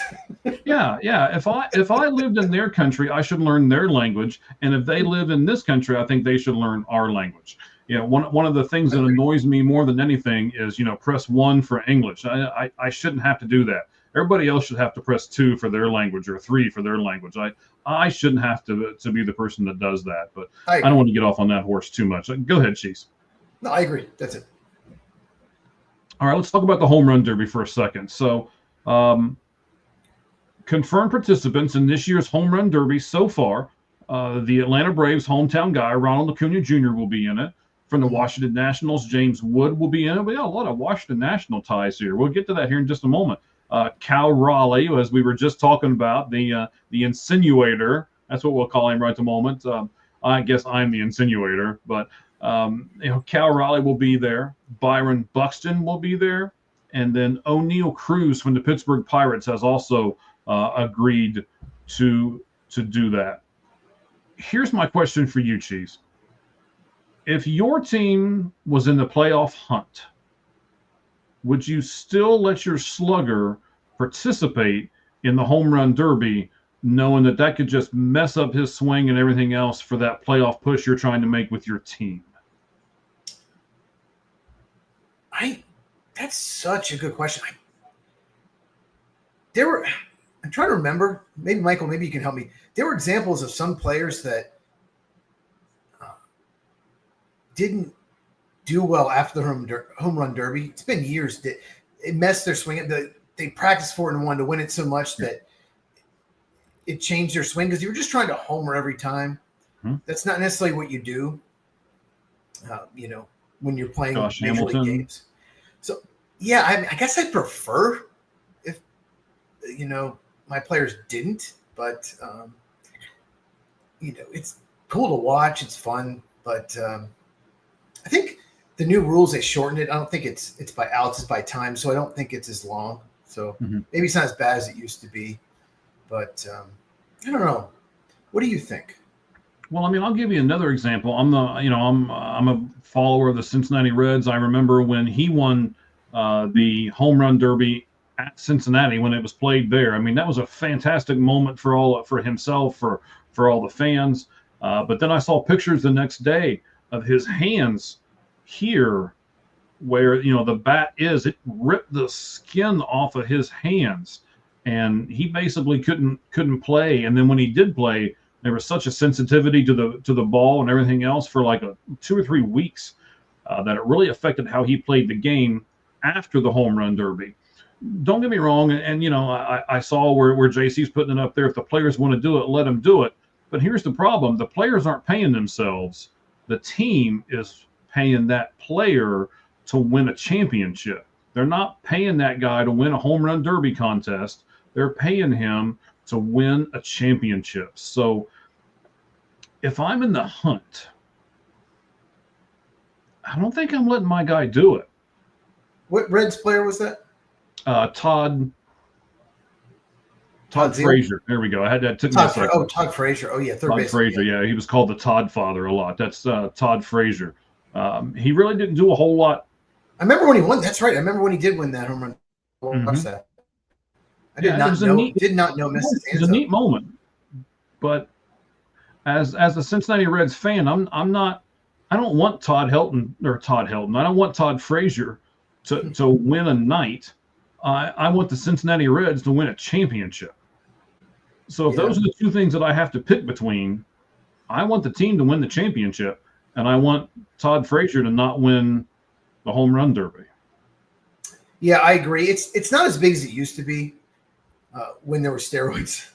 I think it was 2001 in Milwaukee. Sammy Sosa hit something like 10, 15 homers that were over 450 feet. I still remember that. Sammy Sosa was hitting the top of, it's an indoor stadium, like the top of the seat. Like, it was insane. Every other ballpark you would have been out of, long gone. Right. Those I enjoy more now. I'm not saying we should bring steroids back. Heck no. But I don't think the home run derby is as big as it used to be. But yeah, I guess I prefer, I think. Yeah. So let me ask you this. So looking at it from today's angle, right? The 2025 version of the home run derby. I already told you he was going to be in. Ronald Acuna Jr., James Wood. I'm sorry, and there's no S there. James Woods, Cal Raleigh, the actor. He's really good at baseball, even though he's 75. Yeah. Byron Buxton and O'Neill Cruz. Which all-star guy that's left would you like to see participate this year? Well, I mean, Shohei Ohtani, Aaron Judge, Kyle Schwarber, are they not in it? I mean, those are the guys, right? Those are the studs, the guys with ridiculous power. Of course you want to see Aaron Judge and Kyle Schwarber, Shohei Ohtani. So maybe they're not going to do it, but no, they're not. They've already, all of those people you just rattled off. I haven't heard Kyle Schwarber say no, but I have heard Ohtani say no. But I mean, think of this though. If you're the Dodgers, and your star guy that you've deferred $700 million to is trying to come back and pitch, and then he says, yeah, I want to go do something meaningless and participate in the home run derby, and he gets hurt again. Oh my gosh, you know what kind of their fan base would go absolutely bonkers, and they should. And this is what I mean. I certainly wouldn't let a guy who's recovering from an injury do the home run derby. Maybe that's why, they haven't said it, but maybe that's why the Yankees are saying, no, Aaron, you are not doing the home run derby. But if I'm the Colorado Rockies, or if I'm the Chicago White Sox and I got some big slugger, the Oakland A's have Brent Rooker on their team, big slugger. Okay, you guys want to participate and you want to have it this year where we're not doing very well? Go ahead. We're not really going to play for anything anyway. So go ahead and see what you can do on that stage. But if we're playing for something, you're not participating in the home run derby. Yeah, I was going to say the White Sox and Rockies have a slugger. I wouldn't. Okay. Yeah. The A's do. Hunter Goodman's not a bad hitter. He's a pretty good hitter over at Colorado. That's he's their lone all-star this year, but because they had to have one. Right, they have to. Yes, every team has to have one, of course. So that is one of the rules in baseball now. Personally, for me, I would love to see Eugenio Suarez. And I'm a little bit of a homer here. I'm in Arizona. Love Suarez. He used to play for the Reds as well. He's had a ton of home runs this year. He's on the final year of his contract. I'm not sure if Arizona is going to be playing for anything, but he might get traded to a contender. Like we were talking earlier, the Yankees need a third baseman. He would fit fantastic over there. Not that I want to see him go to pinstripes, but you never know. I'm sorry, I talked over top of you. Oh no, so I'm just saying the Cubs could use a third baseman as well. What about Michael Busch? Isn't he able to play third base? He's a first baseman. Well, I'm real quick. I'm glad you brought the Diamondbacks. Zach Gallen, Merrill Kelly, Eugenio Suarez are all free agents. 3 key players. So Josh Naylor as well. Who else? Josh Naylor as well. Wow. Shelby Miller as well. Their catcher or their closer. I mean, they've got a ton of them. So they have to make a decision. Go for it. They're in 4th place, I believe, or sell. Mm-hmm. And my opinion, I think they're going to sell. I think it just get what you can, and kind of not rebuild but retool. What do you think? What should the Diamondbacks do? No, the Diamondbacks should sell. I've been saying it for 2 weeks now. I'm going to look up the score. It's 0-0 at the end of the 5th right now. Don't look at Braves Athletics. The Braves are, they're so bad. Yeah, they should be selling too. Yes, absolutely. Absolutely, they should be selling. Yeah, but I don't think they're going to either. It's 9-0. Braves got swept by the Orioles. Oh, it was bad. No, they should. They have to. If you're the Braves, you have to sell. You can get something from, maybe get something from Marcell Ozuna. It's been in a slump, but Chris Sale is hurt. Here's the reason why some of these teams might not want to sell, right? So right now, the National League, the wild card teams would be the Mets, the Brewers, and the Giants if play ended today, right? I'm looking this up right now, so it's live as we speak. San Diego is 1 game behind. St. Louis Cardinals are a game and a half behind that final wild card spot, so they're there, right? The Cincinnati Reds, even though they've lost the last 2 games against the Florida Marlins, and don't get me started, are still 4 games out. And then the Arizona Diamondbacks are right there too. They're only 4.5 games out of that final wild card spot, so they're in a really tricky spot. Even though they've got all those free agents. So yeah, not what was on the our note right here, but shoot, yeah, this is great. I agree with you. We'll go through some of these comments here. Yeah, the Braves. Chris Sale is hurt. He's out about 6 weeks. Mm-hmm. Spencer Schellenbach is hurt. They're their 2 best starters by far. He's hurt too. He's out for probably maybe 2 months. So they don't have their 2 best starters. I guess Spencer Strider is really good too, but he hasn't. Not only can get back in it, but they're 11 games under 500. They're not going to get back to 500, let alone compete for a playoff spot. So, right, the Braves absolutely need to sell. I mean, the Braves are 39-50, winning percentage of .438. They're 9.5 games back from the final wild card spot. Here's a telling stat for me. They've gone 2-8 in their last 10, and they've lost 4 in a row. So and they're down 9-0 right now to the Athletics. Okay, so it's about to be even worse. So yes. Yep. Yeah. All right, so we've talked about everything. I didn't want to really talk about the actual All-Star game. I think a lot of other podcasts and a lot of other shows are doing that. So that means we got to talk about one more thing. And I want to take advantage of the fact that you, Cheese, do a lot with the NFL draft. And I want to ask you this question. Being that you analyze the NFL draft the way you do, what does Major League Baseball need to do to make their draft more interesting? It's about to happen, and most people probably don't even know it's going to take place during All-Star Weekend. What does Major League Baseball need to do to drum up more fan interest in their draft? Oh, I thought we were doing a mock draft in this show. MLB mock draft like we did NFL. No, we're not? No. Okay. Well, here's the main thing they need to do.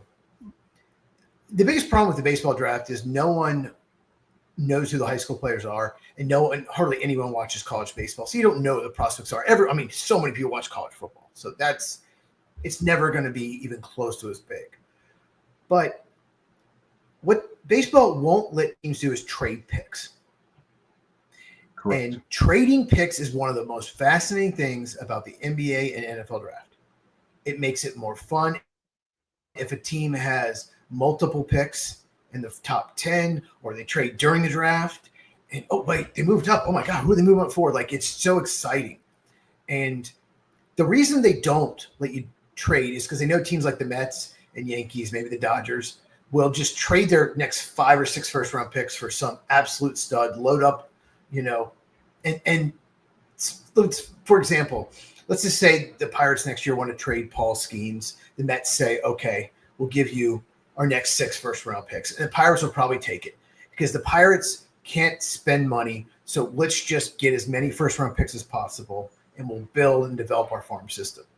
And the MLB doesn't want that. They don't want some teams to have 3 or 4 picks every draft, and other teams have none for years to come. But the NBA has rules to prevent that. You can't trade your pick, more than once. Every other year you can, but you can't. You know what I mean? Mm-hmm. So you can trade your pick in maybe odd years, but not even years. Like, you can't trade your first round pick 2 years in a row. So the MLB, all they have to do is put in restrictions on how many picks you can trade. And I think that would make it much more entertaining. It's never going to be as big as NFL because you just don't know the players as much. But I do watch day one of the draft. I enjoy it.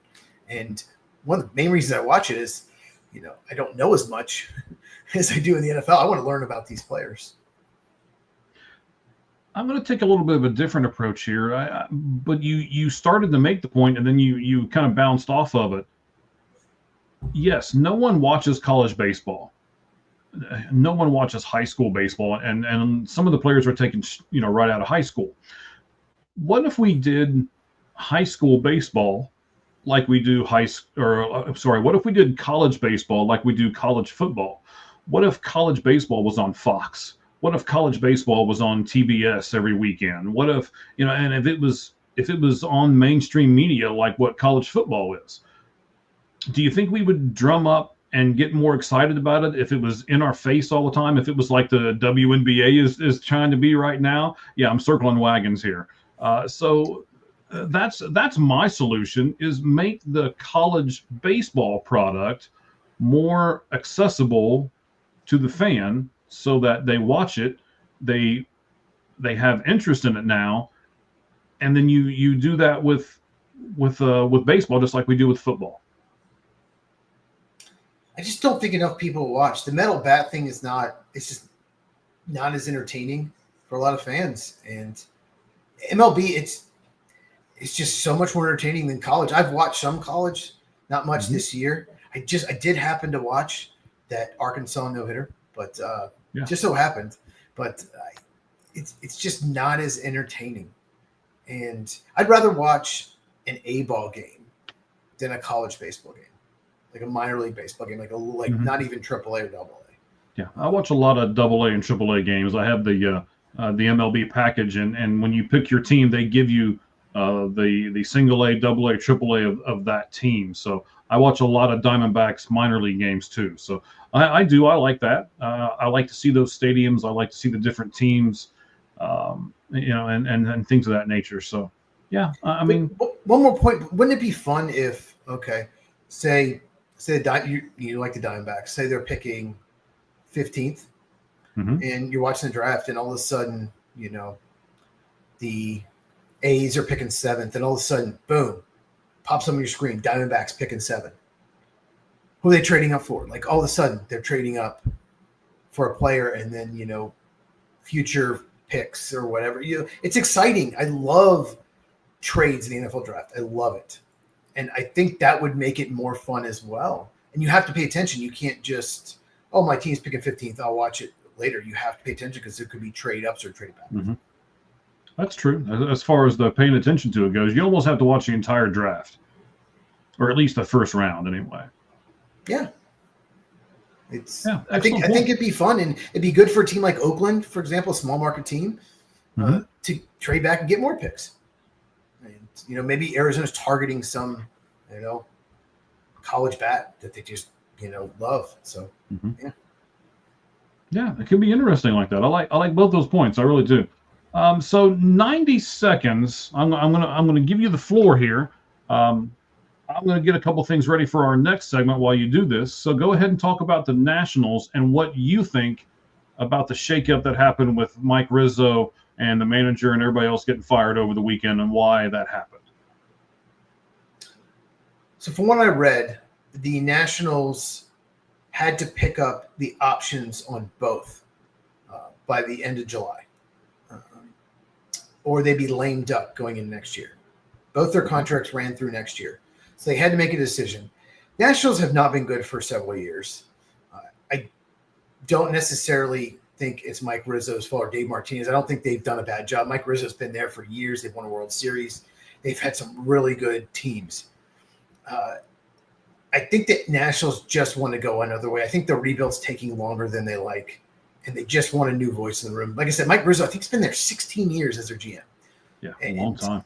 Long time. So people were criticizing, the draft's a week away. Why are you doing this? Find the GM, the draft. Well, they had to make the decision by end of July anyway. So why not do it before the draft? Get a new person in there. Both of them should find jobs next year. Jay Martinez might be able to pick his job. He's a World Series winning manager. Braves, Atlanta Braves. But who did you do that with? Fire Brian Snicker, please. But they have baseball's different than NFL. Or NBA. You don't have a general manager that makes decisions necessarily. You have a director of college scouting or a scouting director that typically runs the draft. I think GM has final say, but the GM has to worry about the minor leagues and the major leagues, and usually have college scouting director who is in charge of the draft. So it won't be that big a difference. They basically just did it because they didn't want to pick up the team options. Okay, and there's that, right? Rizzo now, those guys that he got from that Soto trade though are all playing in the majors right now. Mackenzie Gore, you got Wood, you've got Hanselin the third, and there was one more that I can't remember right off. Oh, they got a lot for him. They got a lot. They got 4 for 1. They're all contributing right now. And I really thought, to be honest, that would save his job. It's not his fault that for the last 4 years, the guy who has been number one on there, you're right. I'll put this up here. Yeah. And Cruz, that's the other guy. Thank you. Evan Cruz was the other guy. Given Strasburg, that last contract was terrible too. I think that really hurt them financially. Strasburg wasn't able to, got hurt, wasn't able to play. So that really set them back. Right. And it did, but he put them into a corner, right? Well, not him. Some awful agent that I don't mention his name ever that's trying to ruin baseball was the one that actually did all that and put them in the corner. Yes, he was the MVP of that World Series.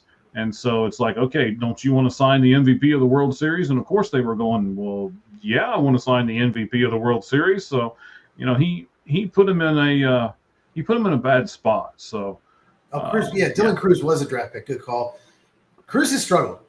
That's one of the young guys that has struggled. But I just think they thought that they should be at least competing this year for a playoff spot. They're a little behind, and they just wanted new voice in both rooms. The Nuggets did the same thing.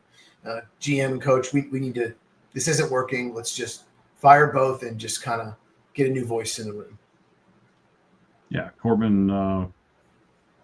Patrick Corbin fell apart. There you go, Patrick Corbin. I'm gonna say I've got his autograph around here somewhere. I was looking because he used to be a Diamondback. So he went from top 20 pitcher in the league to one of the worst, like overnight almost. Right. Yeah.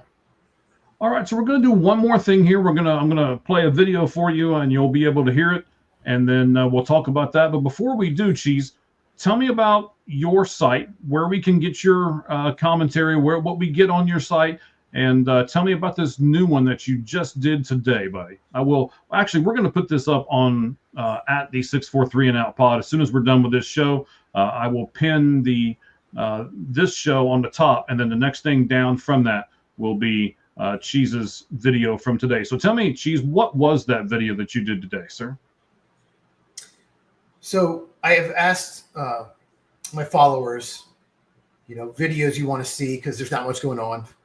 And a lot of them were saying, who's your top 10 quarterbacks? Because everyone does lists.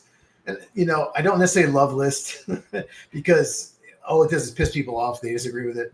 But I ended up doing top 15 because I couldn't decide, 9 or 10. I had so many. So I did my top 15 quarterbacks right now, not last year, just going into the season who I think are the 15 best.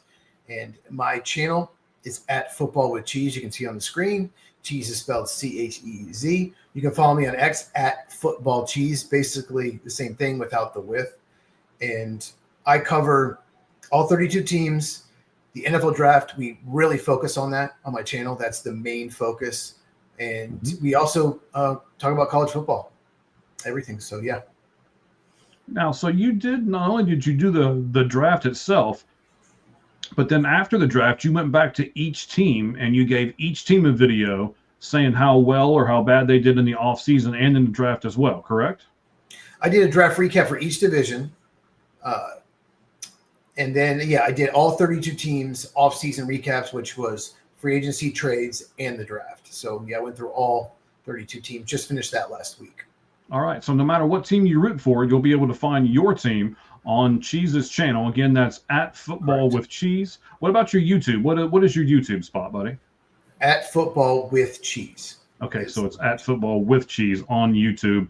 Subscribe, hit the bell for notifications so you'll never miss a video. Not that I'm trying to quote anybody, but that's what you need to do over there at Football. And comment down below what you think. There you go. All of that stuff. So this is the video that we're going to listen to is Michael Kay. Michael Kay is the Yankees broadcaster, and this is what he said. It's a response to the Toronto Blue Jays. Now, the Toronto Blue Jays just swept the Yankees over the weekend, and in so doing, they took over first place. And this is what Michael Kay said about this. We're going to listen to the video. It's a minute, 44 seconds long. And then I got some questions for you about this video, Cheese. And this will be the last thing that we do today on the Sportz Truth. Here we go. There you go. It's interesting. So what I would say to Jamie is I can easily say the Blue Jays are a first-place team because I'm not a fawning fanboy. I'm a broadcaster, and the bottom line is they are, in fact, a first-place team. Also, the whole narrative has been skewed by people who misinterpret it and didn't hear everything that I said on my radio show. I was talking about the Pythagorean theorem of run differential, which would indicate that the Blue Jays should not have a record as good as they have. In fact, I was complimenting the Blue Jays that they've exceeded the expectations that the numbers would put on them. I never said that run differential is more important than wins and losses. Of course it's not. But baseball perspective, places like that, they take the run differential and they try to figure out exactly what the record would be. And the Blue Jays have exceeded that with their gritty, gutty style of play. And one final thing, it's kind of funny if you think about it. Imagine, Nancy, imagine if Jack Curry was waving a broom on the Yankee postgame show. He would probably be called into the office and shortly fired after that. Now, I love Toronto. It is a cosmopolitan city. It's one of the greatest cities in the world for me. I think it's great. You're waving a broom on a postgame show. You're turning it into Mayberry RFD. I just don't get it. I don't understand it. You should be proud of the fact you're in first place. And one final thing.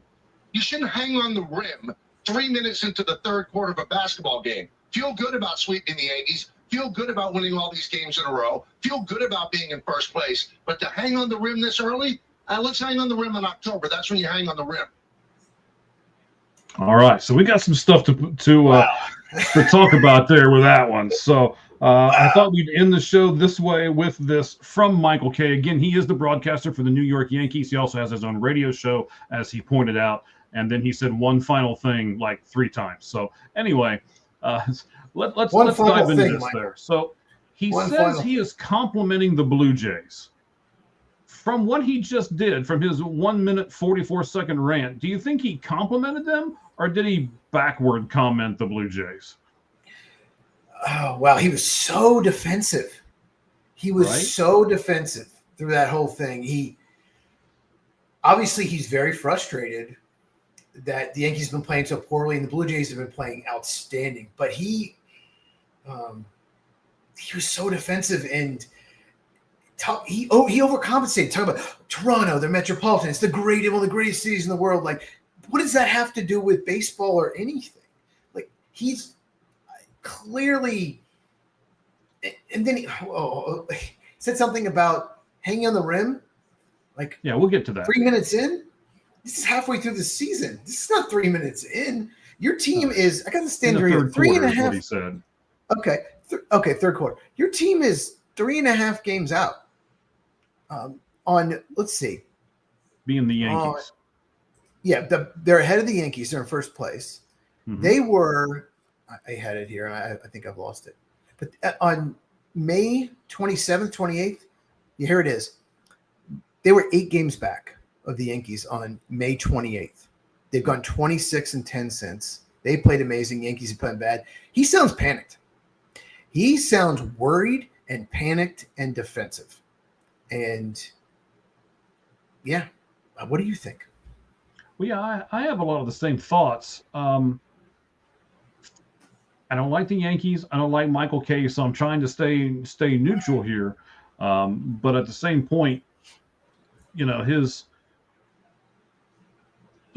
saying how great the city was and everything else, I agree with you. It has nothing to do with baseball whatsoever. It's almost like he's trying to distract them, and he's trying to say, okay, you know what? I'm going to compliment your city, and then I'm going to slap you in the face. Now, what you didn't hear on that 1 minute and 44-second rant was what he said in Game 2 of the series when they tied them at Game 2. He said, Toronto doesn't look like a championship team. So, we'll get to that part as well. So I might beg to differ on that. Yeah, me too. Why does celebrating a sweep by waving a broom make Toronto Mayberry RFD? And if you don't understand what Mayberry RFD is, that was a split off from the Andy Griffith show eons and eons ago, right? It's basically, he's saying it makes them look like a hick town, or it makes them look like a bunch of hillbillies. Why is waving? Shouldn't you be proud of your team? Man, I'm going to get up there. They just swept the Yankees, something that they're not supposed to do. The Yankees are the big powerhouse. And again, you were right on the money with this. He sounds panicked. Like, I can't believe the Yankees just got swept by the Blue Jays, but I want to try to compliment the Blue Jays, and he's doing a really terrible job at it. Yeah, that was very RFD. He acted like he was apologizing. He acted almost like, no, you're great, Toronto. But then he kept putting those little things in there. He's panicked. He knows. I think he's got to know Toronto's good, but he doesn't want to believe it. He don't want to believe it. I'm looking at Toronto. Okay, so Jose Barrios is very good. Kevin Gausman's not having the best year, but he's been really good the last 3 starts. Yes. Okay. Chris Bassett, He's been okay, nothing great, but he's had success in the past. Mhm. Their closer, Jeff Hoffman, has been outstanding since June 1st. Got off to a rough start. Right. And Brendan Little, lefty, one of the best setup men in baseball. No one even probably knows his name, Brendan Little. No one probably even knows him. And then I'm not even talking about their lineup. Like they have a lot of good players, a lot of them. Bo Bichette, Vladimir Guerrero Jr., George Springer, Alejandro Kirk, underrated catcher. Ernie Clement, no one talks about Ernie Clement at third base. He doesn't hit for a lot of power, but he's a really good player. They just have a lot of good players. So how is that not a championship caliber team? He sounds panicked. So I'm going to refer to something that you talked about earlier. He made the comment saying, don't hang on the rim in the third quarter, which is basically saying, don't count your chickens before they hatch, whatever saying you want to throw out there, right? So I'll ask you this, Cheese, because again, you do a lot with the NFL, and there are NFL teams who have a lot of success and then they just kind of fall off, and then there's NFL teams who have a lot of success and they're able to hold on to that and finish strong. So here's my question to you. How do you compliment a team today on their accomplishments that they have done today without declaring that, in this case, they're the American League East champions today? Oh, that's a good one. I don't know, but he thinks that the Yankees are going to win the division. You could tell by what he's saying, and he doesn't want to give the Blue Jays credit at all. He thinks the Yankees are just playing bad. He thinks they're going to get it together. He thinks the Blue Jays are collapsed. Obviously, I mean, you can just tell by the way he said that. So I'm not so sure, but it's early. There are teams that have 8-game leads with 6 weeks to go and blow it. It's rare, but it does happen. So yes, more than just a little bit past halfway point in the season, but it's not going well for the Yankees. And he sounds panicked, and there are people, you look on X, there are a lot of Yankees fans that are panicked right now. Mm-hmm. I mean, you can say that. Okay, so you gave the stat, right? They're like 26-10, I think, in their last 36 games. Since May 28th, yeah. Mm-hmm. Okay, I mean that is a fantastic stat, right? That's something that the Blue Jays should be proud of. They have literally turned their season around. So I can give them credit for that right now. I'm not saying they're going to win the AL East yet. But I do think that we should give the Blue Jays the credit for overtaking the Yankees and they were in third place, I think even fourth place earlier in the season. And it's not like that division's terrible. I mean, that division's got Boston. That division has the Tampa Bay Rays in it. I know the Baltimore. Yeah. So that's a heck of a division that they're leading right now, even with the Yankees in it. So that was kind of my thing was, when he says not to hang on the rim, man, when you sweep the Yankees, hold that broom up to the sky, man. It's like saying don't flip your bat when you hit a home run, or it's like saying, don't celebrate on the mound when you get that third strikeout in the inning with the bases loaded and the team doesn't score. Compliment them for what they're doing now, but I understand the precedent behind, hey, don't celebrate too early all at the same time. He didn't like the brooms, clearly. He did not like seeing those brooms. And got George Springer is hitting .490. Yes. With 21 RBIs in the last 13 games. 35-year-old George Springer, I believe. He is he's not a spring chicken anymore, and all of a sudden he's reviving his career and with Toronto. So I think it's nice to see. They came really close, I think, last year of just busting that team up because they weren't sure if they were going to be able to sign Guerrero. So they came really close, and they said, you know what? No, we're going to hold this team together. And, we were talking earlier about the Diamondbacks. Should they hold that team together and pray and cross their fingers, or should they sell off all those pieces? The Blue Jays decided to hold the team together, and now look where they are. It's can the Diamondbacks do the same thing? Will they do the same thing? it's baseball, it's sports, it's intriguing, and that's why we all love to watch. We're just waiting to see what happens next. And this kind of drama and this kind of happening really makes it fantastic as far as I'm concerned. I got two more things here, buddy, and then we'll call it a show for the night. And I appreciate you being on with us. Man, everybody's got to go over and check out Football with Cheese and look at his stuff, man. He's got fantastic things on there. I tweet out a lot of them. I might not tweet out every one of them. I'm always asking you, hey, DM that to me so I can put it out there. And then I like listening to your stuff because I have about a 15-minute drive to work. So I like to put your stuff on. I'll listen to it, and it'll get me to work one way or the other. So I appreciate your work, and I hope all of our fans do as well. So when Michael K says something like, you don't look like a championship team, that is something that in sports we like to call bulletin board material, right? So I'm going to ask this of you, Cheese. Does bulletin board material actually motivate a team? Yes. There's no doubt about it. I mean, you don't necessarily need motivation to give your all, but there's no doubt about it. It helps. And from what I've heard and read over the years, teams will use it, and they bring it. You can hear teams from opposing teams. They'll make, they said this, they said that.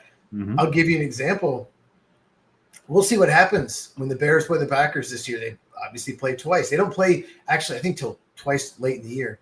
But Ben Johnson, new head coach of the Bears, he was the offensive coordinator of the Lions, not the head coach, offensive coordinator, talked about how cool it was beating Matt LaFleur twice. He didn't say beat the Packers twice. He said Matt LaFleur twice. He called out the Packers head coach, even though he was a coordinator, not the actual head coach of the Lions.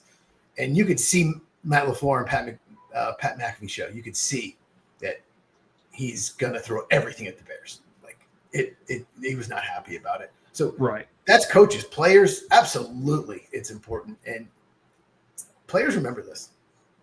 Well, but my rebuttal is, you started to say something about it. My rebuttal to you would be, these guys are making millions of dollars. They shouldn't have to have something you hang on a bulletin board with 4 thumbtacks to get them motivated to go out there and beat that other team, though, right? Correct, but certainly it does not hurt. It can only help. Okay. Last question. And I started to ask you this earlier. We were doing our other Yankee topic, and this was the question I had to flip ahead and be like, am I asking him at the end? Yes. And I want to end the show with this, buddy, because this should be interesting. I agree. Now it's going to be a big rivalry, at least for the rest of this season. I can't wait to see how this all plays out. I hope the Blue Jays just stomp the Yankees, but we'll see how it all plays out, right? Yeah. So I'm going to ask you this, buddy. I'm going to turn these comments off, and so if you're typing, you just may as well hang out, because we're going to end it with this here. Let's look at it this way. Who will win the AL East when it's all said and done, and the dust has settled, and the final game of the season has come to pass? Who is going to be atop of the AL East? Will it be those Yankees? Will it be the Blue Jays?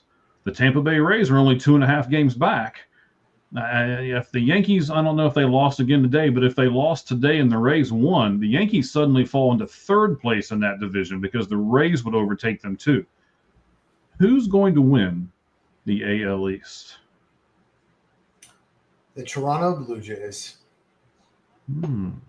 They not only been playing great, they've won 10 straight, but they had a lot of guys that didn't have a good first 2 months, and they're coming on. Yes, they're hot. They're not going to sustain this, but they have a lot of players that just got up to bad starts, and I think they're going to win the division. I really do. What do you think? This one's hard for me because I have to separate head and heart here, right? Because I can't stand the Yankees. I want them to just get their heart just stomped on and leave all the blood on the field. But I also think that the Yankees will spend the money needed at the trade deadline to go out there and buy another championship. one of the things that upsets me about baseball right now is that they still allow teams to just spend tons of money and buy a championship. Same thing the Dodgers are doing out in LA. I mean, they've got so many people on the IL right now, it's not funny, and they're not missing a beat. They're still winning because they have such a deep farm system, and they can just spend more money whenever they want. It's crazy, and it's not an even playing field. And that's what I don't like about it.